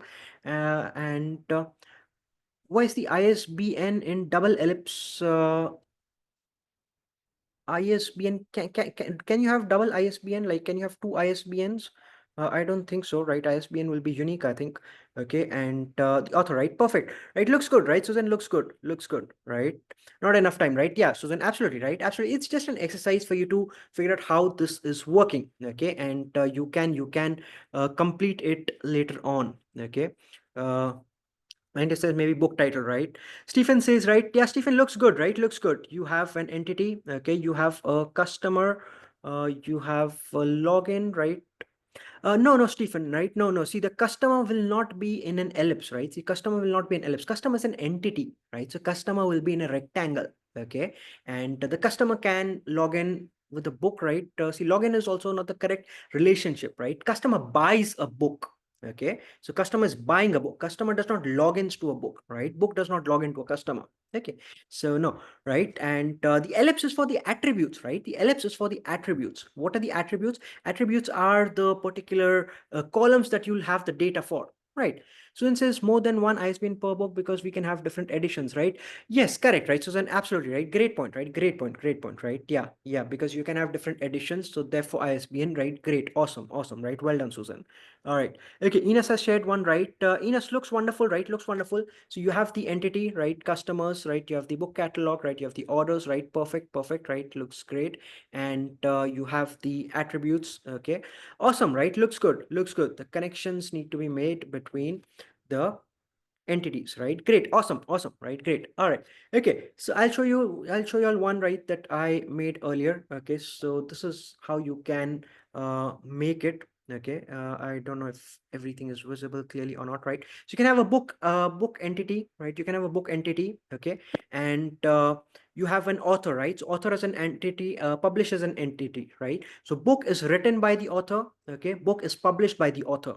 All right, and you can add the cardinalities, right? Multiple authors can write multiple books, right? A book can be written by multiple authors, right? You can have co-authors writing a particular book, right? And publisher, right? One publisher can publish multiple books, right? But a book can be published by only one publisher, right? That is what is being assumed. A particular book is published by only one particular publisher. Okay, book, right? The book can have attributes, right? For example, ID, the name, the price, right? I did not add a lot of attributes because that would have been too many spaces, right? Like too clumsy. All right, so you have customer, right? The customer has the attributes customer ID, email ID, okay? And the customer can shop for a book, right? So the relationship between the customer and the book is what? The customer is shopping for the book, right? Now a customer can buy n number of books. A book can be bought by n number of customers. Therefore you have this n is to m, right? The multiple many to many relationship, right? These are the cardinalities, many to many.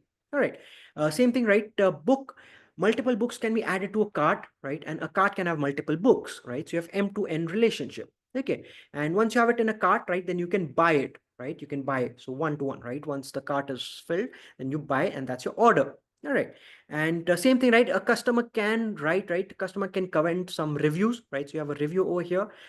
Customer can comment many reviews, but a review can be commented by only one customer, right? So basically a review can be written by only one customer. Two customers cannot combine and write one review, right? That's not possible. Okay, so review can be written by one customer, and one customer can write multiple reviews. That is why it's 1 is to m, right? That is why you have this cardinality 1 is to m. All right, and same thing for the rating, right? One customer can give multiple ratings. What one rating, or maybe one customer can give only one rating, right? Maybe this should have been 1, okay? And a particular rating can be given by one customer. All right, so this is how you can make the ER diagram, right? Does it make sense? And this is the tool, right? That is the tool that you can use to create ER diagrams. All right, so that was the activity, right? That was the activity about, and do work around, right? To play with it more after the lesson, or whenever you get time. You have a break coming up on Thursday, so do play around with it, right? Create ER diagrams, because once you get your hand dirty, that is where you understand more, right? Okay, Valentina says, can you please explain the mn1 placement meaning? I know the one too many, etc., but I don't understand where they need to be placed, right, in your diagram. Also because I thought that the arrow was important, but I see just line is fine, right? Yeah, line is fine, right? Valentine, line is fine. That is fine. Okay, and this letters goes next to their attributes, right? Yes, absolutely, right? Absolutely. Next to, not exactly the attribute, but goes next to the entity, right? Goes next to the entity. Okay, for example, here, right? Look at this book and author, right? So n books can be written by m authors, right? So this is meaning m is to n. You can have m is to m also, right? You can have anything. It means many to many, right? That this is many to many relationship. What does that mean? That an author can write multiple books. Okay, and when you see the reverse, right, a book can be written by multiple authors, like three authors can come together to write a particular book, right? So a book can be written by multiple authors, and multiple authors one author can write multiple books. Okay, and here if you look at the publisher part, right, so here you have one. That means what? When I'm going from down to up, right, so let's say I'm going from book to publisher, right, I'm saying that m is to 1. That means what? A book can have many books, right? Many books can have one publisher. Okay, so basically one publisher can have many books. Okay, so there's one publisher. Let's say I'm a publisher, I can publish 10 different books. So I'm a publisher going to publish books, right? So look at this relationship. I'm publishing a book, right? So publisher is publishing book. So I am a publisher. One publisher can publish many books. Okay, but a particular book can be published by only one publisher, right? So therefore you have a one over here. All right, same thing for customer, right? A customer, right? One customer can write m reviews. Okay, but if you go the reverse, right, one review can be written by one customer. Okay, so that is the meaning of these cardinalities. Does it make sense, Valentina? Does it make sense? So would you mind posting a screenshot of this diagram, right? Yeah, absolutely. Oh, Valentina has already done it, right? Is it fully visible, right? Okay, I'll share one more screenshot, right? I'll share one screenshot with all this, right?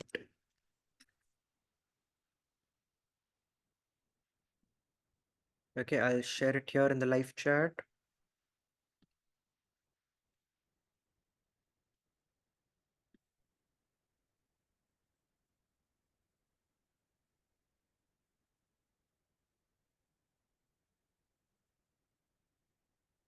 Okay, BB says, okay, I made it bad, right? No worries, BB, right? No worries. It's for practice, right? That's for practice. Okay, so I'll share it here in the live chat. Okay, let me look at BB's, right? Looks good, right? Looks good, BB. Nothing too bad, right? I don't think it's bad. Okay, it's not bad. Okay, just that buyer, right? See, buyer will be an entity, right? Buyer is an entity. So you should be clear with what is an entity, right? Buyer is actually an entity. Okay, and that will be in a rectangle. Okay, and I also missed someone else's, right? Jixing, right? Jixing shared this, right? Let me look at Jixing's. Okay, customer is there, right? Customer buys a particular book, right? Awesome, awesome, looks good, right? Customer has attributes, customer ID, address, phone number, right? Great, looks great.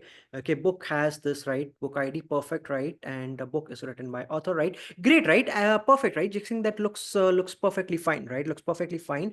Only the arrows, right? For neatness, you can have the arrows bit more straight, right? Connecting, right? They should touch, right? Like this should touch this ellipse, okay? And this one should touch the rectangle, okay? It should touch, right? That touch should be there to have the exact meaning.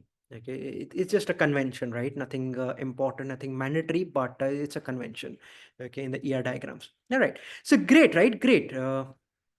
Looks good, looks good. All right. And it says clear, right? Perfect. Okay. So this is fantastic, right? Awesome, awesome, right? Awesome.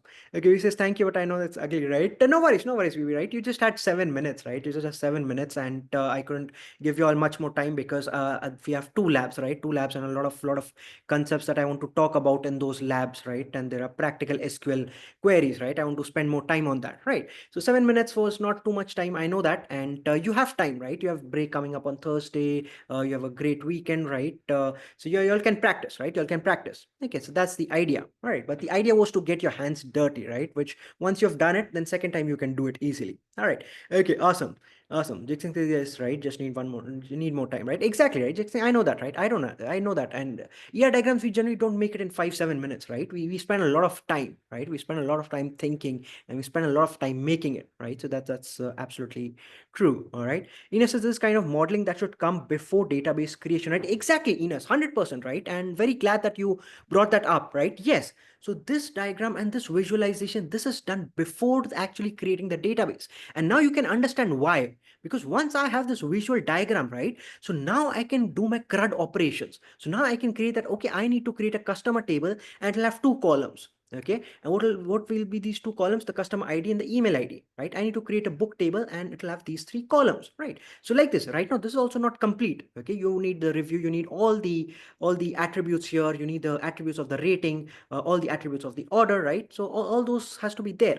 All right, and that is where it it is a complete ER diagram, and then you start making the database. Okay, and that's why now you can understand why sharing it with the entire team is easy, right? Everyone can reference to that particular diagram, right? And so when you're also testing, right, as a tester, when you come, right, this diagram will be available for you. So you can always see, right, you can always open the diagram and you can see that, okay, this is the relationship between the book table and the customer table. Okay, so maybe I can target the ID, right? Or let's look at the name column of the book, right? Or this particular column of this particular entity, right? And you can target it and you can make your test cases.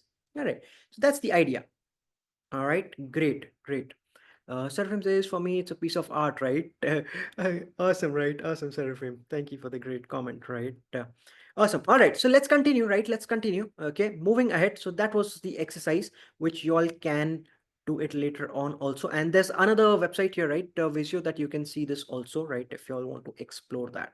All right. Okay. Now let's move to the database testing types, right? What are different types of database testing? One of them is functional testing. Okay, functional testing means what? Functional database testing validates a database functional requirement from the end user's perspective. It ensures that transactions performed by the end user are executed correctly. Functional testing, also known as black box testing, right? We did this initially, black box testing. Quickly tell me in the live chat, what is a black box testing? Focuses on testing the external behavior. It validates that the system functions according to the specified requirements, such as user requirements, end-to-end scenarios, and what is the key focus? Let me look at the live chat first. What is a black box?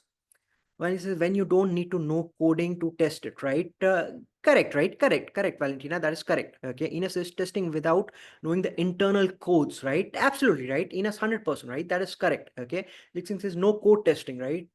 Dixon, not exactly no code testing, non-code testing. It's that you don't know what is inside, right? So you are unaware of it, right? You should not know what is the code. Okay, it's not that you're not testing the code, you should not know what is the code also, right? So it's a black box for you.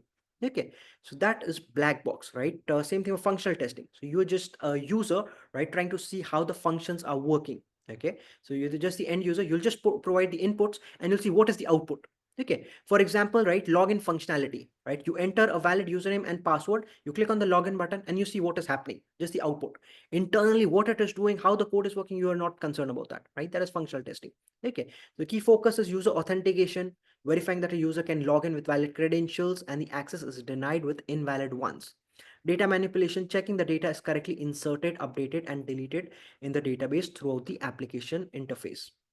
Okay, another example is order processing in e-commerce, right? Add an item to the cart, proceed to checkout, and complete the order to ensure all the queries are executed correctly. All right, structural testing, right? Structural testing is known as white box testing or glass box testing. Okay, just the opposite of black box testing. It's you look at all the codes and everything inside, right? So it's the opposite of black box, right? It's the white box testing. Okay, so what does this focus on? It focuses on the internal structures and workings of the system. So you know how the tables are there, right? So in case of database, right, you know how the code is working, how the functions are working, what the database design is. Okay, what is the data integrity? Basically, you know everything about the diagram, right? From the ER diagram, you know everything, right? How are the tables connected, right? How the database is designed, right? What are the triggers, right? What are the procedures, right? What functions are created? You know everything inside it. Okay, and then you test that, right? Then you test each of those parts. That is structural testing. Okay, what are the techniques, right? Code analysis, right? You starting in dynamic code for query analysis, right? You do unit testing, right? Test individual components in isolation.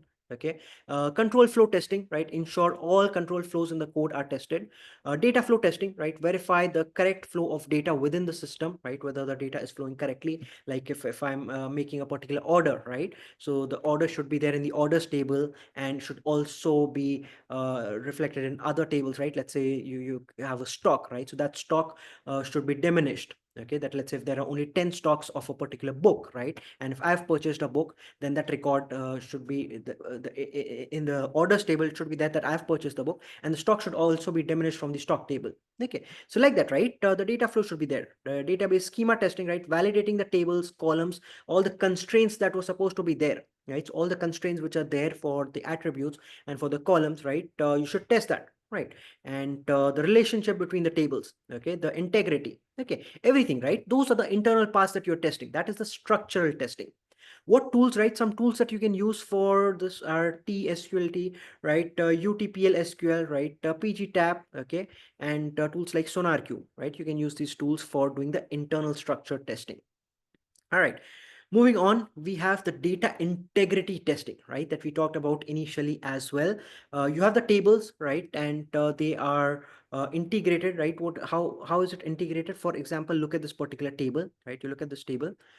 This is a product table, right? You have the product ID here, you have the product name, you have the product category, okay, and here you have the sale table, right? How many sales were made? You have the sales invoice, right? You have the product ID over here. This product ID is this a primary key or is it a foreign key, right? Tell me, this product ID is a primary key or a foreign key here? Tell me, what is this product ID over here? Ines says foreign key, right? Susan said foreign key. Others. Is it a primary key or a foreign key? But yes, is foreign, right? Exactly, right? Perfect, right? Absolutely, right? Absolutely, 100%. All right, great, right? Great. You also understand. So this is the foreign key, right? Is referencing to this primary key. Here in this product table, this product ID is the primary key, right? That is how this is connected. Okay, so this is referential integrity, right? So when you're checking for the integrity, this is the referential integrity.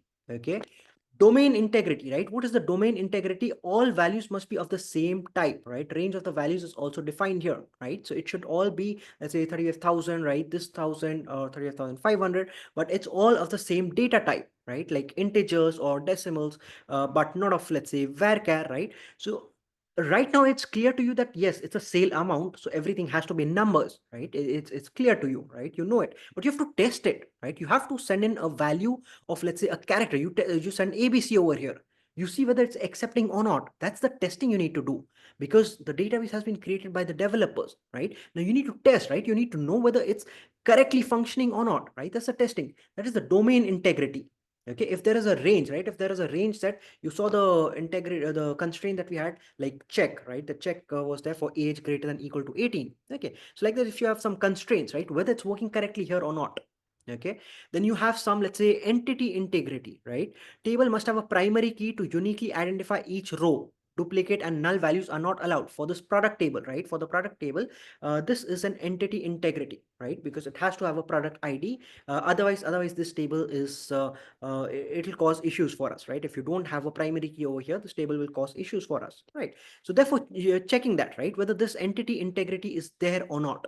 Okay, then you have some user defined integrities. What does that mean? That invoice number must be formatted as the year, month, date, dash, and then the invoice number, right? So like 2015 March 01 dash 000001. Okay, then you have 2015 March 01, then dash 000002.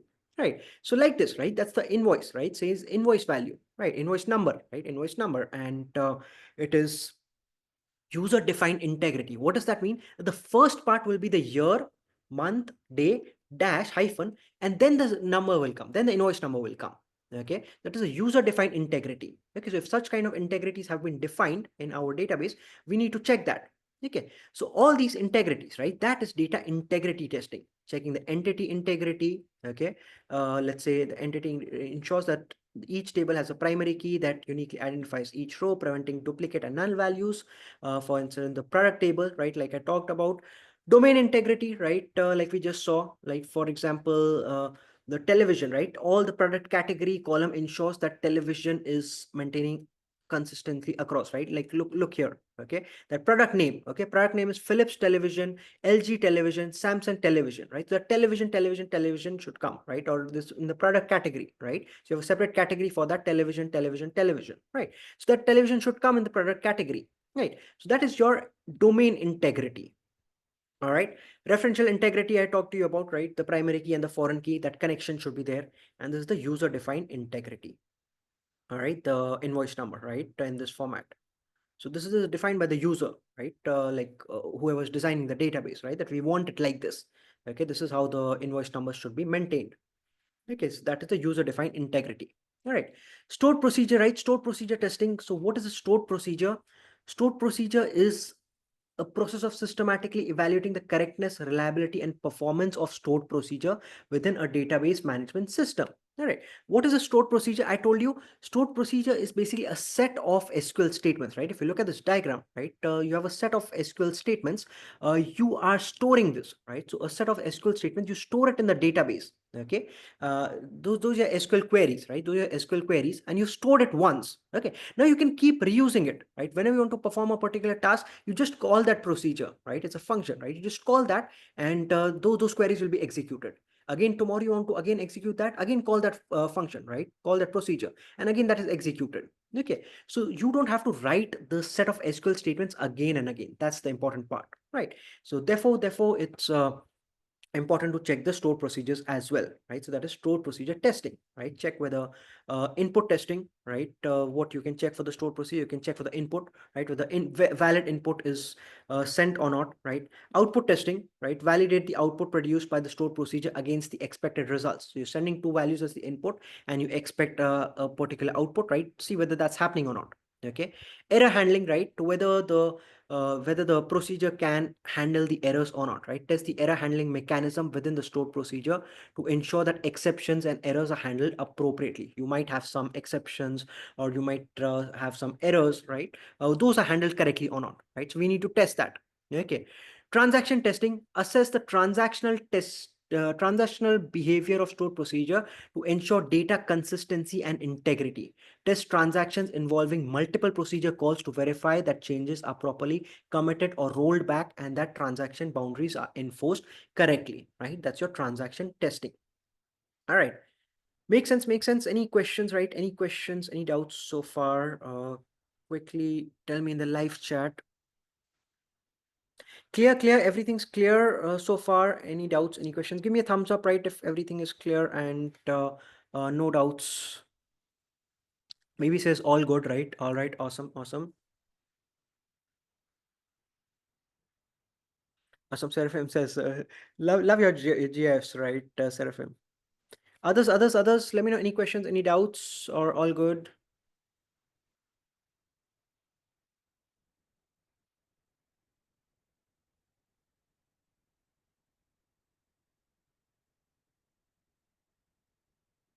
Great. Omri gives a thumbs up, right? Stephen says all good, right? Great. Awesome. Ines says settling in, right? Yes, Ines, right? Takes time, right? Takes time, right? Takes time. Don't worry, right? Don't worry. And we'll do the lab, right? We'll do the lab exercises also, right? That will help you solidify the concepts. Okay. And then you have the performance testing, right? It's a type. What does performance testing mean? Performance testing in database involves assessing the speed, the scalability, and the stability of the database system under various conditions. Okay. So what are the different types? You can have load testing. What is the load testing? This involves subjecting the database to anticipated production loads. Okay, that means what? That the users that I'm expecting. So for example, if I am launching an e-commerce website and I expect 100,000 users to come on my website in a monthly, right? So monthly 100,000 active users. Okay, so I know that's my load, right? That is what I'm expecting. Okay, that is load testing, what you're expecting, right, in production. All right. Stress testing is what? Going beyond the load conditions, right? Now I'm doing stress testing. What does that mean? That let's say I want to test for 200,000 users when some, let's say Amazon Prime Day is coming, right? Or I give some special discount or some festive seasons, right? During that time, I am trying to test for the extreme conditions, right? Let's say 200,000 users are coming in. What will happen to my database? Will it be able to perform similarly or will it crash? What will happen? That is stress testing. Load testing is what? Load testing is normal expected production load, right? That's the normal load, right? That's the load that will take. Okay, it should take, right? What is the performance on that? Stress is extreme, right? Beyond the load conditions, right? More stress, right? That is stress testing. Okay. Concurrency testing is what? It assesses how well the database handles multiple concurrent transactions. So multiple users are coming at the same time, right? They're trying to purchase the same product. Okay, or same thing, right? They're trying to do the same thing. That is concurrency. So concurrency testing, right? This involves creating scenarios where multiple users or processes access and modify the database simultaneously. They're trying to access the same database or same table simultaneously. Okay, that is concurrency testing. Scalability testing means what? Determines how the database scales as the workload increases. Vertical scalability tests involves increasing hardware resources, right? Like you can have more RAM, more CPU cores, while horizontal scalability includes adding more nodes to distributed databases, right? Nowadays, don't have to worry much about scalability if you're working with the cloud computing. Let's say you have AWS or GCP, Google Cloud. They handle the scalability part of it, so nothing much to worry about on that. All right. Volume testing means what? How much volume, right? What are the large volumes of data can the database take, right? Helps ensure that the database can handle the expected data growth, because not on the same day you get 100,000 users, right? There's a gradual growth. Okay, and what volume, right? Till what volume can you handle, can the database handle the data, right? What volume? That is volume testing. Okay, transaction testing focuses on the performance of specific transactions or queries. It involves measuring response time for common database operations and identifying any slow running queries. Benchmarking means what? Compares the performance of the database against industry standards or similar systems. That is the benchmark test. Resource utilization testing assesses how efficiently the database utilizes system resources like CPU, memory, disk input output, network bandwidth, and under different workloads. Okay, so to conduct performance testing, right, database, you have some tools like Apache JMeter. JMeter, this is one tool that we'll be doing in this program, right, towards the uh, upcoming lessons, right? In one of the lessons, you'll have performance testing, a standalone lesson on performance testing. You'll be using the JMeter tool. Okay, apart from that, you have the load runner, you have Gatling or custom writes, and one more for stress testing, right? I can recommend you can use Blaze Meter as well. Okay, that is also a good tool to do the testing. All right, and so these are your performance testing, right? These are your performance testing strategies. Okay, then you have the security testing, right? Security testing, again, very important to ensure that the confidentiality, integrity, and the availability of data stored within the database. What all do you have? You have the authentication testing, right? Where you verify the effectiveness of authentication mechanisms such as password, multi-factor authentication, and integration with identity management systems, right? So authentication means what? You're authenticating that I am the person who I'm saying, right? So if I say that my username is Harshit, right, and the password that I send it, right, so I am authenticating that I'm the same person, right, who had registered to this particular website. Okay, authorization on the other hand means what? Authorization is that even though I'm authenticated, right, I have access to the website, am I authorized to visit that particular part, right? Am I authorized to access, let's say, those tables? Okay, or let's say in terms of database testing, am I authorized to update the records, right? Am I authorized to delete some records in the table? Okay, what is my authorization? Authentication is whether you are actually the person you're saying or not, right? That is authentication.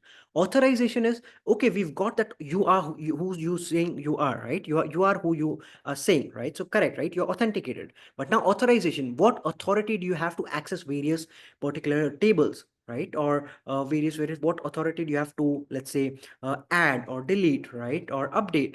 Okay, that is authorization testing.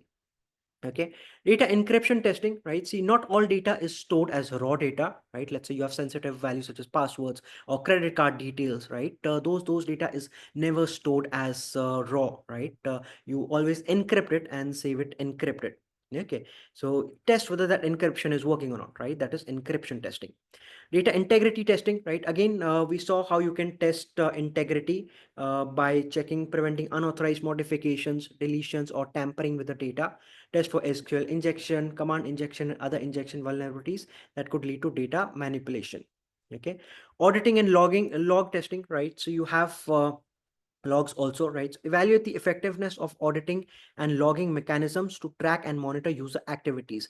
Generally in your databases you have logging mechanisms which logs everything, right? So if something is not working correctly, it will log it. Okay, so testing those, right? Auditing those. Okay, that is auditing and logging testing.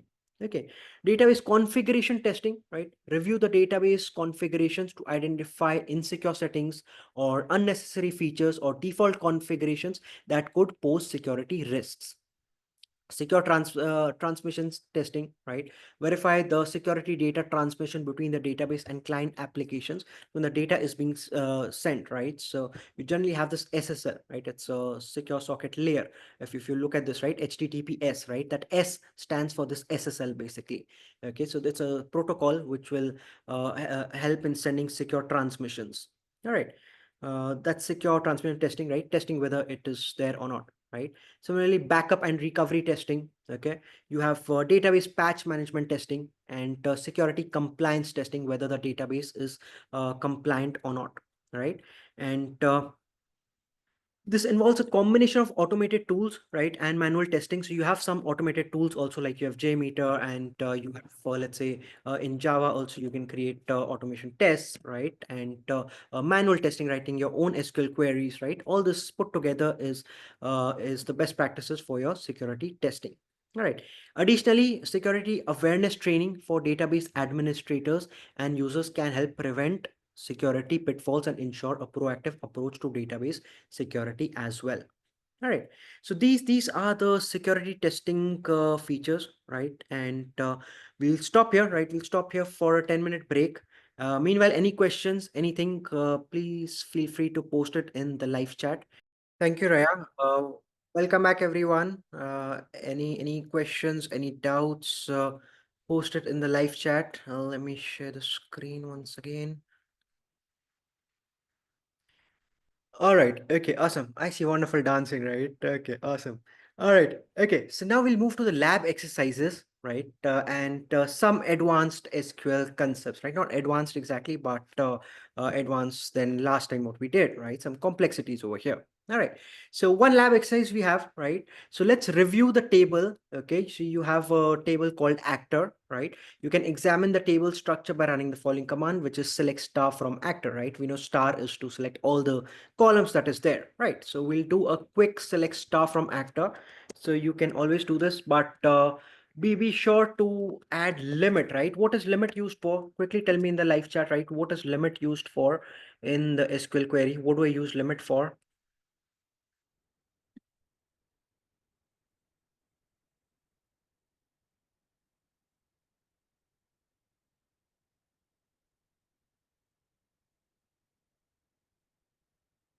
Quickly, right? We've done this last time.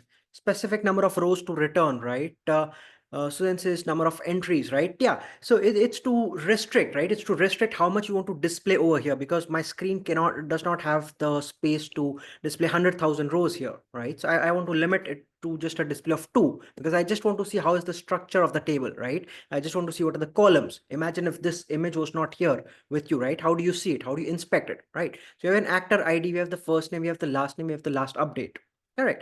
Now the question is, the reminder, right? You can always press the Q button if in case you miss to add this limit, you can always press the Q button to stop the running of the query. All right. Okay. Now the first task is to count the total number of actors, right? So how many actors do we have? We want to count the total number of actors, right?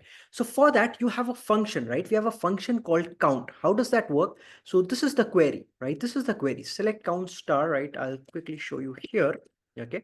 So what you do, right? You do select, you say select what? I don't want to select star, right? Select star and select all the columns, right? And let me remove this once. Okay. So when you normally do, right? When you normally do, what you do select star from actor, right? Select star from actor to select all the columns from the actor table. And because I don't have a where clause here, it will give me all the rows. Okay. Now you have all the rows. Okay. Now I implement a function called count, right? I say count. So this will count the values of the column, right? So how many rows basically I have, it will count that and give you as the result, right? So it's a function. This is called a function, and this bracket is what tells you that it's a function, right? So you count how many rows are there, okay? And you'll see something called as here, right? So what is written is as total actors, right? So what is this as total actors? This is nothing but an alias, right? It's like you are renaming the column in the output, Okay, so not in your database. You're not renaming anything. You're not updating the name of the column in your database. What you're doing is just you're renaming in the output, right? In the display. So when in the screen you get a display, how do you want that column to be named, right? So over there, I'm renaming it as total actors, right? That's the thing. What is as, right? As means alias. That means take this, right? Count the entire rows, right? Count the rows, give me the output and name that column as total actors. Okay, so that is what this query is about, right? So if we paste the query here, right, and let's run this query. Okay, so select count star, right? So you're counting what? You're counting all the rows, right? As what? As you're giving a column name, right? As total underscore actors, right? That's the name, right? It's an alias you're giving. Okay, from which table? From the actor table, right? Now if we run this, you see I get this name, right? Total underscore actors. What is the value? 200. So I know that the total actors I have in the entire database, right, in the entire table of actors is 200, right? So we have 200 actors, right? That's the record we have. How did I get that? From this function count star. That will basically count the number of rows in this particular column, right? And if you have all the columns, it basically counts all the records. Okay, and as total actors, right, this is just an additional part. The query will still work without this also, right? If you remove this part, right, it'll still work. Okay, so I'll just show you the difference, right? If I remove this part as this, right? Now, if you see, right, you see, I'm getting this count, right? Count is what 200. Okay. So only in my output, right? Only in my output, I want to change the name of the column. So I put an alias, right? That alias is as total actors. Now, this is not saved in the database. No, right? Not changing the column of the database. You're not creating new column, nothing. Okay. Just an alias. Okay. And that's what comes here in the output. All right. So that is task one, right? That is task one. Okay. And what is the focus of this testing? Ensure that the query returns a single value indicating the total number of actors, right? Validate the understanding of the basic aggregate function, right? That this count star is an aggregate function. What is an aggregate function? That all the values have been, all the rows have been aggregated into one value, right? That is 200. Okay, so similarly, you can have a minimum value, maximum value, or you can take the sum of a particular column. That is known as aggregations. I'll talk more about aggregations, but right now, let's look at another example. Okay. So clear, is that clear? Count star is clear. Let me see. Okay. Ines, is there a reason why some part of the syntax have to be in caps? Yes, Ines, right? Not mandatory, right? Not mandatory. But like I told you, right? Whatever is the SQL part, right? Like select is an SQL command, right? Count is an SQL function. Okay. From is an SQL clause, right? So it's all SQL. Okay. Actor is the name of the table, right? It's the name of the table, right? It's not a command. It's nothing, right? It's the name of the table. This can be anything. Okay. So these are reserved keywords, right? Select is a reserved keyword. Count is a reserved keyword. From is a reserved keyword. Okay, so those have to be capital, right? Not mandatory. If you make it as small letters, it will still work, right? Small letters also work, but convention, right? It's the convention. Okay, Susan says to see which is the command, right? Valentina says total actors wasn't mandatory, right? Exactly, right? Susan, I didn't understand your question exactly. Is it clear? Valentina says total actors wasn't mandatory, right? Correct, right? Correct. It's not mandatory. Why? Because it's an alias, right? I'm just renaming because I don't like this output as count, right? So you're giving me a column. I don't like this count, right? I want to name it as total actors, right? This is my total actors. Okay, I want a new name, right? I want to rename the column as total actors, right? So for that, right? For that, it's an alias. Okay, so that's the thing. Okay, now task two, right? Task two is find actors with the first name starting with J. So we want to find those actors in this table whose first name starts with the letter J, right? The first name should start with letter J. Okay, how do we do that? So for that, you have a query, right? I'll take this query again over here and let's look at it over here. Okay, so I say what? Select star from actor, right? Select all the columns from the actor table, right? Select all the columns from the actor table but specific rows, right? I want some specific rows. Which rows? So I say where clause, right? Because I want only some specific rows. Okay, so I say where, right? Where first name, right? In the last class, right? In the last class, you must have we did something like this: first name equal to, right? Let's say Alex, right? Something like this, right? Equal to. So this would have given us only those rows where the first name is equal to Alex, right? It was giving us only those rows. Okay, but now if I say where first name, I say I give a pattern, right? I give a pattern. I give a pattern where first name is like, right? Like what? Like J percentage. Okay, J percentage means what? That the first letter has to be J. Percentage means what? Any number of characters can come after this. After J, any number of characters can come. Maybe 0 characters, right? So it is only J, that name is possible, right? John can come, right? 3 letters after that, that is possible. Okay. J can come, right? 2 letters after that. Okay. 10 letters after that, any name starting with J, 10 letters after that, any number of characters can come. 0 or more characters can come after this. That is the meaning of this percentage, right? That's the meaning of percentage. Okay, it's a wildcard, right? Percentage is a wildcard in SQL, and percentage means that. Okay, so when we want to get all the actors, the first name starts with J, we can use this J percentage. Okay, you have another wildcard which is underscore, right? Underscore is that only one character. I'm leaving only one character here, which can be anything. Okay, only one character here can be anything. So this is only 2 letter name. Starts with J, but only 2 letter name. For example, JA, right? JA could be a name, or JC, right? JC could be a name. Okay, only 2 characters, because underscore is for only for one space. Okay, similarly, you can have one more underscore, right? That's only one space. Okay, so like this, you have 3 character names starting with J. But if you want all names starting with J, percentage. Percentage can be 0 or more characters after it, right? That's the meaning of percentage. Okay, this is how we do, right? Select star from actor where first name is not equal to but like J percentage. Okay, does it make sense? Does it make sense? Let's run this and see. Does it give us the desired output or not? Right. So there you go, right? You see, we get this, all the names, right? All the names of the actors starting with J, right? Jennifer, Johnny, Joe, Julia, Judy, right? All. Does it make sense? Does it make sense? Is it clear? Since this caps to make difference between what is command or not, right? Exactly, right? Exactly, Susan. Correct, right? Correct. Okay. Percent is a placeholder, right? Yes, right, Susan. Correct, right? So person is like, it's a wildcard which says 0 or more number of characters can come over there. All right. Jixin says all clear, right? Awesome, awesome.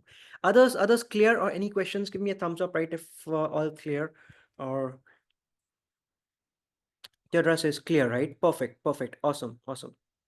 All right, great, awesome, excellent. All right, in case of any questions, just post it there, right? Post in the live chat. Okay, look at the task 3, right? Task 3 is retrieve actors with unique last names, right? We want to retrieve actors with unique last names. Let's look at the queries. Okay, you want actors with unique last name. Okay, so what do? We do select last name, count star, right? Count star, and let me just remove this alias for you to easily understand. Okay, we select the last name and count star, right? We want to count all the actors with unique last names, right? So different last names. Okay, where each actor has a different last name, and we want to count how many last names are there. All right, so from actor, right? And then we use something known as a group by, right? Group by last name. What is the meaning of group by? Right now, this is some concept that you should understand, right? This is an important concept called group by. Okay, what does it do, right? What does it do? I'll show you here, right? I'll show you here. For example, look at this, right? This is an actors table. I have the actor ID, I have the first name, I have the last name, I have the last update. Okay, so imagine we have just these 5 records, right? We have these 5 records. Okay, and if I do, right, if I do something like select star, right, from this, and I do a group by on the last name column. Okay, so I'm doing a group by on the last name column.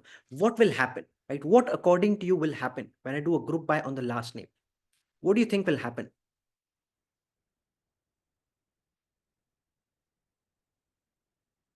Susan says, how do I get all J names in alphabetical order? Jane also, right? Valentina says order by, right? Correct, Valentina, that is correct. Susan, Valentina is correct, right? You use the order by clause, right? So order by clause is to rearrange, right? That we did last time. Order by is for the ascending order, right?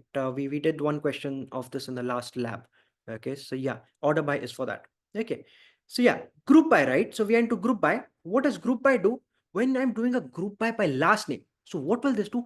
Internally, the concept that I'm telling you, what is happening internally, it does not happen, it will not display you like this in the output. Okay, internally what will happen is it will create separate groups with each unique last name. For example, Guinness is a last name. Okay, now it will create a group, right? It will create a group called Guinness, and all the rows which have the last name Guinness will come inside this group. Okay, so this group is created, group called Guinness is created, and row 1 and row 4, right? So these rows, row 1 and this row 4, they had the last name as Guinness. So these 2 rows will come in this particular group, right? So this group has over here. All right, similarly another group will be created, another group called Valberg. Okay, which row will come here? the row which has Wahlberg, right? So whichever rows have the last name as Wahlberg, that row will come inside that group. Okay. So if you look at this, right, so group Wahlberg has only this row. All right. Remove some space. All right. So you see Wahlberg, right? Group Wahlberg is there. Then you have group called Chase, right? Because each unique name, each unique last name will have a separate group. So there'll be a group called Chase, right? Group called Chase. And you have these two rows, right? These two rows are there. Okay. Now this is what happens when you do a group by.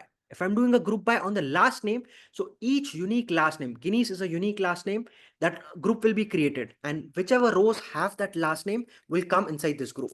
A separate group for Wahlberg will be created, right? Whichever rows have the last name Wahlberg will come inside this group. Whichever group has the last name Chase will come inside this group. This is happening internally. Right now, you don't have the output, right? This is all happening internally behind the scenes. Okay, I'm telling you what is happening behind the scenes. All these groups are created. Okay, now what happens in your final output, right? What happens in your final output? So in your final output, you'll have a last name, right? You'll have the last name column. Guinness will be there. So Wahlberg will be there, Chase will be there, right? So each unique name will come only once. So Guinness will come once and you'll have some value over here, right? Wahlberg will come once, you'll have some value over here. Chase will come once, you'll have some value over here. Okay. Now the thing is that, see, in the Chase group, right? In the Chase group, we had two rows. These two rows will be reduced to exactly one output. You have the output of only one. So you just have one cell. You can have only one output over here, right? You cannot have two rows. You will just get this one row. In the output, you'll just get one row. So Chase will just get one row. Wahlberg will get one row. Guinness will get one row, right? Now, how do you reduce these two rows into one value, right? How do you reduce it, right? Can you think of any approach how you can reduce two rows into one output?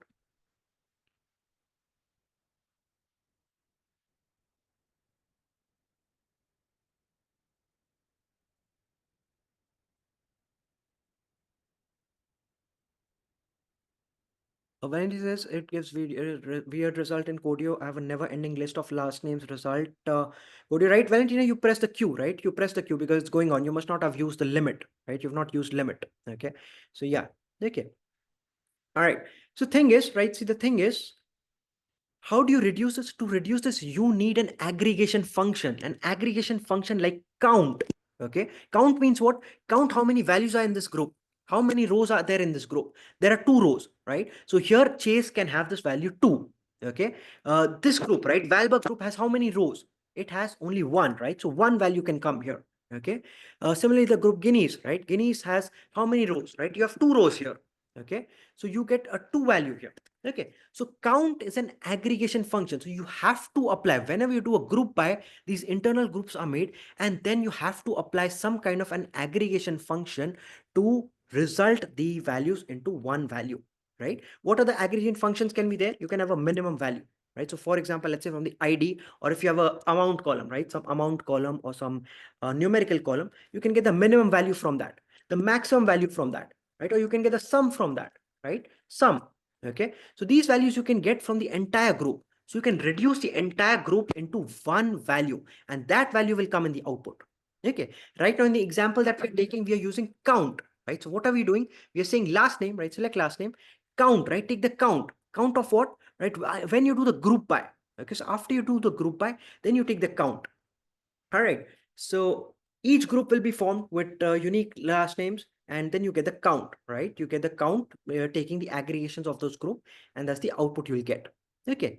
Having means what? Having count star equal to 1. This means after this, right? So after this, once you have the result, okay, once you have the result over here, that Guinness has two rows, Wahlberg has one row, Chase has two. Okay. Now having clause is exactly same as where clause, right? The where clause used to do what? It used to filter out the rows, right? Which rows do we want in the output? Okay. So now the having clause does the same, right? It does the same, exact same thing, but on the output of the group by. So this is the result of your group by.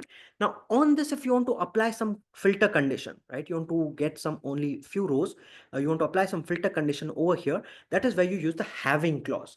So having is done. Having is exactly same as where. If you know where, it's the same thing as having. Okay. Only thing is the area of applicability.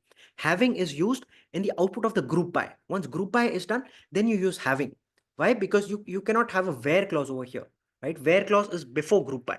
You need a where clause. Where clause is done over here, okay? And then group by is done. And after that, if you want to filter the rows, then you use having. Okay, so that is the query, right? That is the query that is there. I'll run this and show you. And instead of keeping this as one, right? Instead of keeping this count as one, right? I'll keep this count equal to 3. Okay, so we want only those actors which have the count of 3, right? So now if you see these are the last names, right? These are the unique last names which had the count of 3. Okay, so for example, over here, right? Like I have, let's imagine, let's say John, right? If John had a value 3, okay, so I am getting in the output only those which have 3 count, right? So only those. Group by would have done all this, right? Group by would have done all this, 2 1 2 3, all this, right? Groupings have been done and all the values are there. Okay, now the having clause is giving me, right? Because of the having clause, I'm taking only those values where the output count is 3.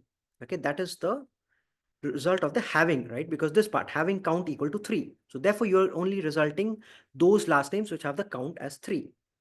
Does it make sense? Does it make sense? Is it clear?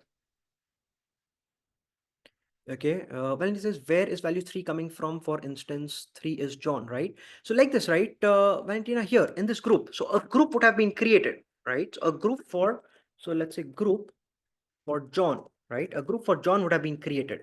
Okay, and in that 3 rows would have been there, right? So let's say ID is, let's say 67, right? This can be, let's say AB, right? Last name will be John, right? Sorry, John is not a last name, but this value can be anything. Okay, you'll have another one, right? Let's say 789, right? And this can be anything, right? Then you'll have John here, right? And this again another one, right? Let's say you have 78. Okay, you have, let's say, okay, you have John.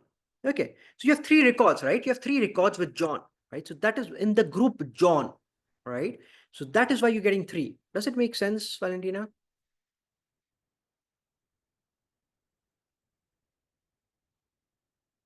Is it clear? Is it clear? Or you all want me to repeat group by again, right? Should I repeat group by again?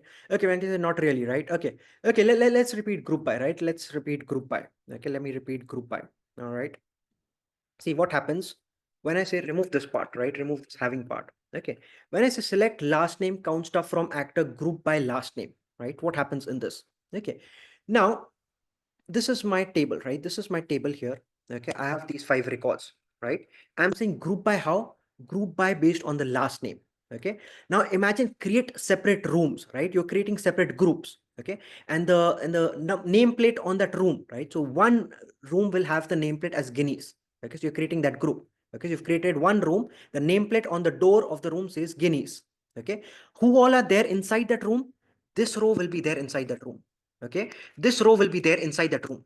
So these 2 rows are coming inside that group. This is all happening behind the scenes. I'm not telling you what is happening in the output, right? All happening behind the scenes. It should be there in your mind. All right.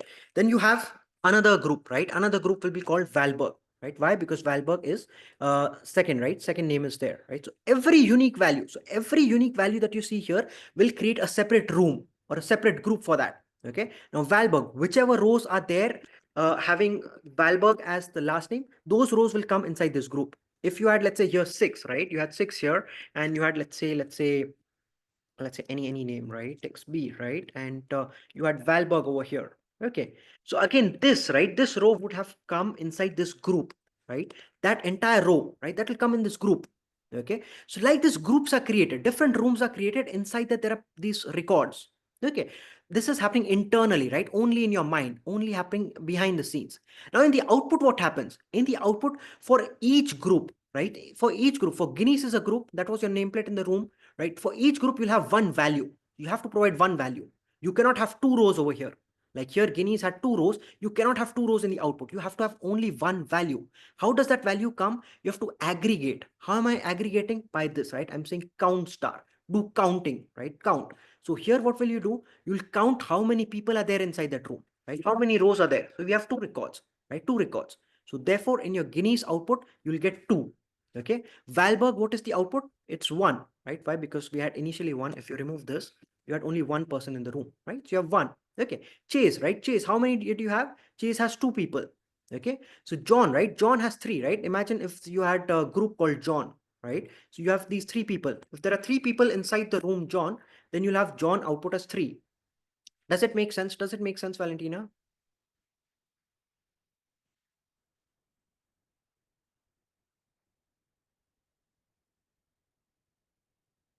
Right, so far okay, right? Okay, Valentina, so far okay, right? Awesome, awesome, awesome. All right, okay.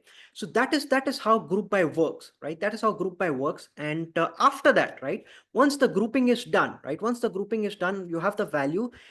Then if you want to filter out now from these, right, from these, I want only those last names where the final count is, let's say, 2, right? If the final count is only 2, right, or final count is 3, right, then I can take this, right? Then I can use having clause. Okay, that is where your having clause comes in. And here you say having this equal to 2. This will filter out the final result. It will filter out the final result with only the values where you get 2. Okay, that is what we did over here to get this 3, right? Only those last names which have the count as 3, because we did count equal to 3. All right. So that is group by, right? That is a group by, and having clause, not the easiest to understand. Takes time, right? Takes time to sink in. Don't worry, right? Don't worry about that. But yeah. Okay.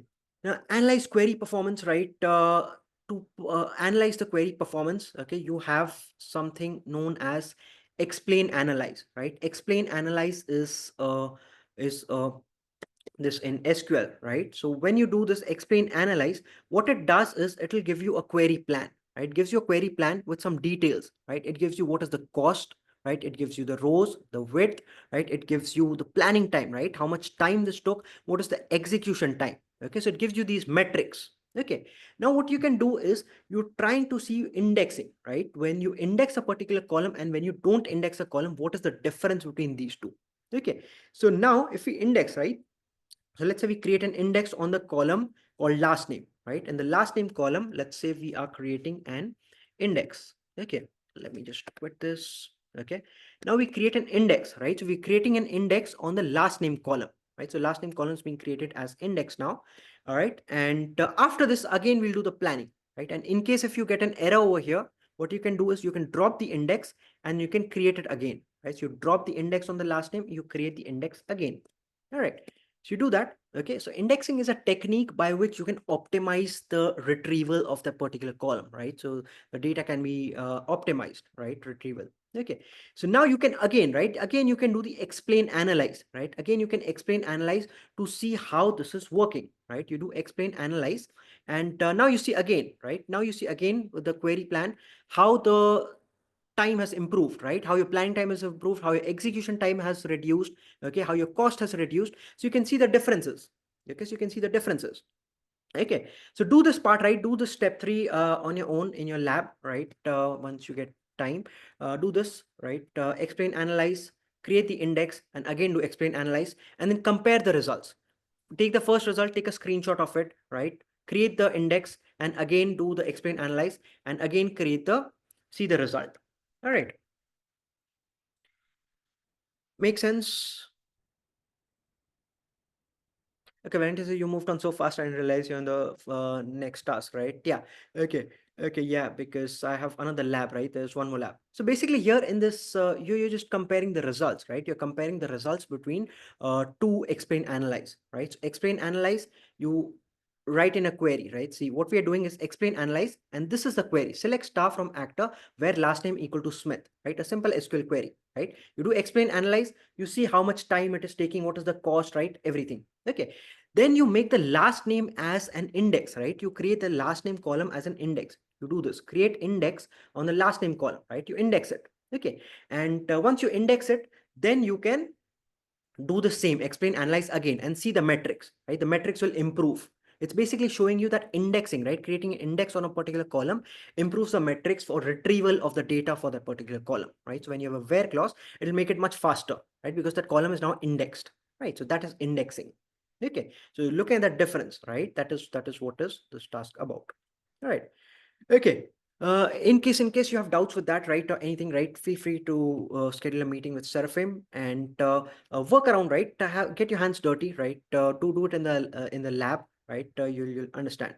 Okay, I quickly want to go through join, right? I'll quickly want to go through join because that is important, and I don't think we'll get time to do Kahoot today, right? So that you can do it later on in your as an exercise.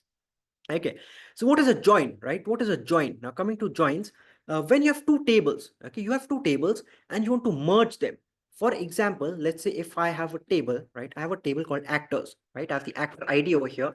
I have the first name, I have the last name, and I have the last update. Okay, and you have the country, right? You have the country, right? Country ID is there, country name is there, and last update is there. Okay, now I want to know Penelope, right? Penelope is belonging to which country? And that is made by this referential, right? Actor ID and country ID, right? They are this country ID is the foreign key for this actor ID. Okay, so it's connected. Okay, so one means that country ID is Afghanistan. Okay, Nick is country ID 2, which is not there, right? ED is country ID 3, which is American Samoa, right? So this is the country. All right. So now when I do join, right? When I do join, how do we first write the query, right? How do you first write the query for joining? Okay. So look at this, right? Look at the first one. Okay. First an inner join. So how do I write the query? I say select, let's select star, right? So it will be not that confusing. Okay. I say select star. Okay. I say select star. That means select all the columns. From which table? From which table? From not the actor table, right? Not from the actor table. No, right? I'm saying select star from a particular table. From which table? From this table. Create a bracket over here, right? From which table? This is the table. Okay, this is the table that you see. From which table? From actor inner join country. So actor join country, right? Inner join is a type of join, right? So we are joining two tables, right? Actor inner join country, right? Now, how does it join these two? How does it join these two tables? Okay, it joins like this, right? So like, look, if you have this first row, right? So imagine this first row I have, okay? It takes this first row, right? It takes this first row over here. All right. Now it'll see this actor ID 1, right? It sees this actor ID 1. Is it there over here in this country ID or not? Is it over here? Yes, right? This country ID has a 1. Then this part will be taken, right? This row is taken and this is attached over here, right? So you get this full big result, right? That is for act ID 1 because this is matching over here, right? You're joining, right? You're joining the two tables. Okay. Then you take the second row, right? You take the second row, right? And you see, is this 2 matching anywhere over here in this country ID? Is it matching? No, it's not matching, right? You don't have any 2 value here, right? So therefore, this row will not come in your output. It will not join. That's the inner join that we are doing. Inner join will give you all matches, okay? Then you take the third row, right? You take this row, okay? You take this third row and you see whether this ID3, right? This ID3, is it matching somewhere here in the country ID or not, right? It is matching over here, right? With this. So therefore, this row will come over here. That is how this big table is created. That is how this joined table is created. This is now your joined table. Okay, it's not saved in database, right? Again, this is happening behind the scenes. Okay, so when you do something like this, select star from actor in a joined country, right? So you're selecting from which table? Not from the actor table. You're selecting from actor in a joined country table. So you made a joint table, right? That is that big table. Okay, and you're selecting on that. Okay, now you might ask, how did you know to match this actor ID with this country ID? Who told you that this and this has to be matched? We could have matched this actor ID with the last update column also, right? Because that is also told in the query, right? Look at the second part of the query. We are saying on actor ID, right? Remove this A for now, right? Don't, this A is not required. Okay, on actor ID equal to country ID. So we are saying you have to match the actor ID and the country ID. To join the two tables, to merge the two tables, you have to uh, you have to match on the actor ID and the country ID. So actor ID from here, okay, actor ID from here, country ID from here. Match those and then create this updated big table, right? That is the joint table, okay? And then you do the select star on this table. So therefore, this entire result will be there in the output. Does it make sense? Does it make sense? Is it clear? Right, is what is the ANC coming from, right? I'll tell you. Well, I'll tell you ANC, right? I'll tell you about ANC. Okay. But right now, is it clear how the join is working, right? How the join is working? Does it make sense how the inner join is working? There says yes, right? Awesome, awesome, right? So that is your inner join. All right. Now, similarly, you have other types of join, right? Before that, I'll tell you about the A and C, right? So what happens is, see, we have select star from actor A. Okay. Now, after actor A, you add a value, right? You add a value, let's say A. Okay. Now, this is an alias, right? It's an another name for this table actor. Okay. So you're just giving another name for this particular table actor. Okay. I'm saying inner join country.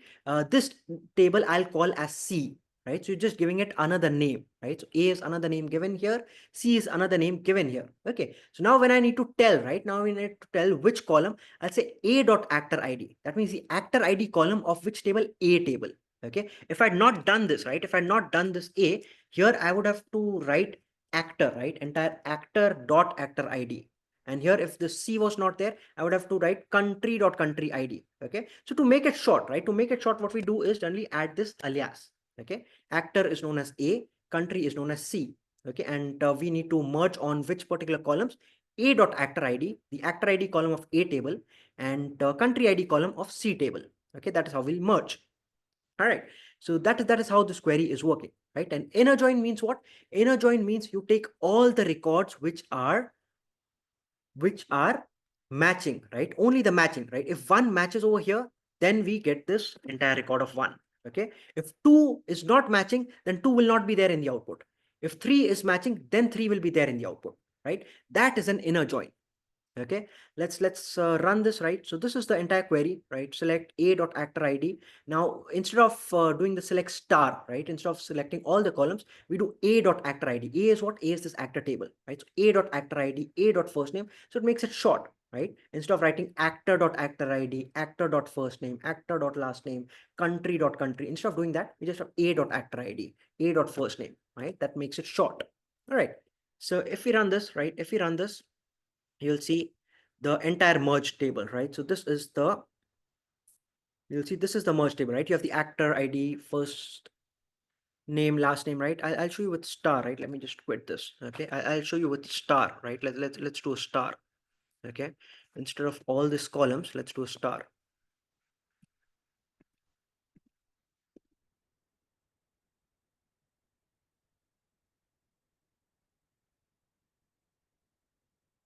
Okay, so now you see, right? So this is the entire big merged table. Okay, this is the merged table. You have the actor ID, first name, last update, country ID, country, last update, right? So this is the full big merge table. How is it merged? Actor ID 1, country ID 1, big row, right? Actor ID 2, country ID 2, the row. 3, 3 row, right? So that is your join. Okay, that is your inner join. Okay. Now look at the next one, right? So we have different types of joins, right? So inner join is the first one. Next, you have a left join. Okay, how do you use the left join? Again, the query is exactly same, right? Nothing too much changing over here. You do select, I want to select these columns from which table? From this table, right? From this entire highlighted actor A, left join country C, right? So actor left join country. So instead of inner join, you're doing left join. Okay, what does left join mean? Left join means that you will get all the values of the, you'll get all the values of the left table, right? So this is the left table. So you'll get all the rows. You'll get all the rows of this left table. Okay. So these merged values will definitely come, but this row number 2 that you saw, right? This row number 2 will also come now. Okay, so this row number 2 will also come. Why? Because it's a left join. So all the rows of the left table have to come, right? You cannot miss out on any rows of the left table, right? This has to come because it's a left join. Okay, now you'll say what will be the corresponding values here? That will be blank, right? Corresponding values here will be null. Okay, so values here will be null, but this row has to come because it's a left join. Inner join, only the matches, right? Whichever values, whichever rows are matching, only those rows will come in an inner join. In a left join, what will happen? All the rows which are on the left table, they will definitely come. And whichever have the matching values, they'll get the values over here. Which do not have a match, they'll get blank. Okay, that is a left join. All right. So you can run this query, right, and see this. Okay, it's, the difference will not be visible over here because you have so many this, right? So many values are there. But here, all the values of the actor table have come, right? So all the values of the actor table have come here. Okay, the joint one, the merged one also, and the non-merged one also. All right, that is a left join. Okay, then you have a cross join, right? One last cross join I'll do. What is a cross join? Cross join is basically you take one row, right? You take one row, okay? You take this one row here, take one row, okay? And for each of this row, right? Each of this row, you take all the rows from here, like this row, right? First row, you take this, okay? That is over here. Here, we are not doing any matching, right? You see, we are not doing any matching over here, okay? Then you take the first row again, right? Basically, for each first row, you will get all the corresponding rows from the country this also, right? So you'll get this, okay? So you get this, okay? So for the Penelope, right? For the first row Penelope, you'll get Afghanistan. For the first row Penelope, you'll get American Samoa also, right? Samoa also, okay? So basically for each row on the left hand side, you'll get all the rows for this.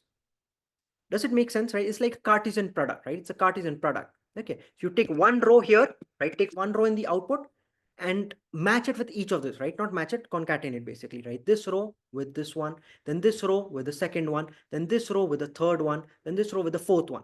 Then what will happen? Then the second row will come. Then this row, okay, second row comes. Okay, now what will happen with this row? Each of the rows, right? So each of the rows for this one will come. This row will come once, okay? It comes here. Okay, then again Nick will come, right? This Nick will come, and what will you have?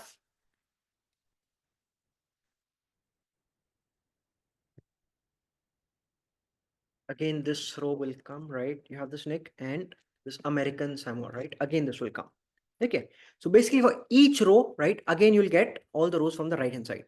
Does it make sense, right? Does it make sense? That is your Cartesian product, right? If we run the query, right, you'll see it better.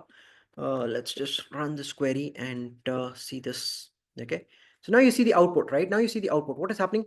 Penelope is coming so many times, right? Penelope, Guineas, right? For Afghanistan, Algeria. So the same row. This is the first row of the left table, right? Of the left table is the first row, right? You see all the countries are coming for that, right? Country one, Afghanistan, Algeria, this, all the rows, all the countries. Okay, then you'll have the next actor, right? Then you have the second actor, then again all the countries for the second actor, then again the third actor, then all the countries for the third actor. All right, so this is how a Cartesian product is working. All right, okay, makes sense. So these are the different types of joins, right? These are different types of joins we had. And if I just show you this query, right, one last, this, right, this part, okay, so you see there is no the last part, right, on which table, on which columns, right? So you don't have any this part, okay, like here you have on actor ID equal to country ID, but for a cross join you don't have that. You don't have any on part over here, right? In a cross join you don't have on this column equal to this column. You don't have that. Why? Because you're not matching, right? You're not matching here. In an inner join you are matching, in a left join you are matching, right? In a cross join you're not matching. Makes sense, right? Makes sense. Let me see right quickly. Look at the questions. Valentia says, then I'm definitely confused. How do you get query functioning if you select a random alias, right? You're just giving it a name, temporary name. Valentina, it's just a temporary name for my own use in my query. Okay, so for my own use in my query, I'll be using it over here. Here, it's just a temporary name A I've given, right? I could have given this as ABCD also. Then I'll use ABCD over here, right? Any temporary name just to shorten it, right? If you don't do right, if you don't do this, then you have to say actor here, right? Actor, right? Full thing. Okay, again actor over here, right? Full thing. Okay, so everything you have to do, right? So that is the thing, right? Just a temporary name for your own self in your own query. Okay, just a temporary part. Ines says, where in what case do you use cross join? The output is difficult for me to understand. Ines, cross join is generally not used, right? Generally not used. I just had to show you the different types of joins. So generally cross join is not used, right? Most widely used is inner join or left join. Okay. Uh, don't worry if you're confused, right? Go through this again, right? Go through the lab exercise again and read through it again. Play, right? Write the queries, and I'll show you one more resource, right, which will help you with this one, right? W3 schools, right? You have joins in this. Okay, that will help you. You can go through that, and in case of anything, feel free to reach out to Seraphim, right? Discuss with them, right? Schedule a meeting with them, and I'll have to stop here, right? I'll stop here. Thank you all for joining. Back to you.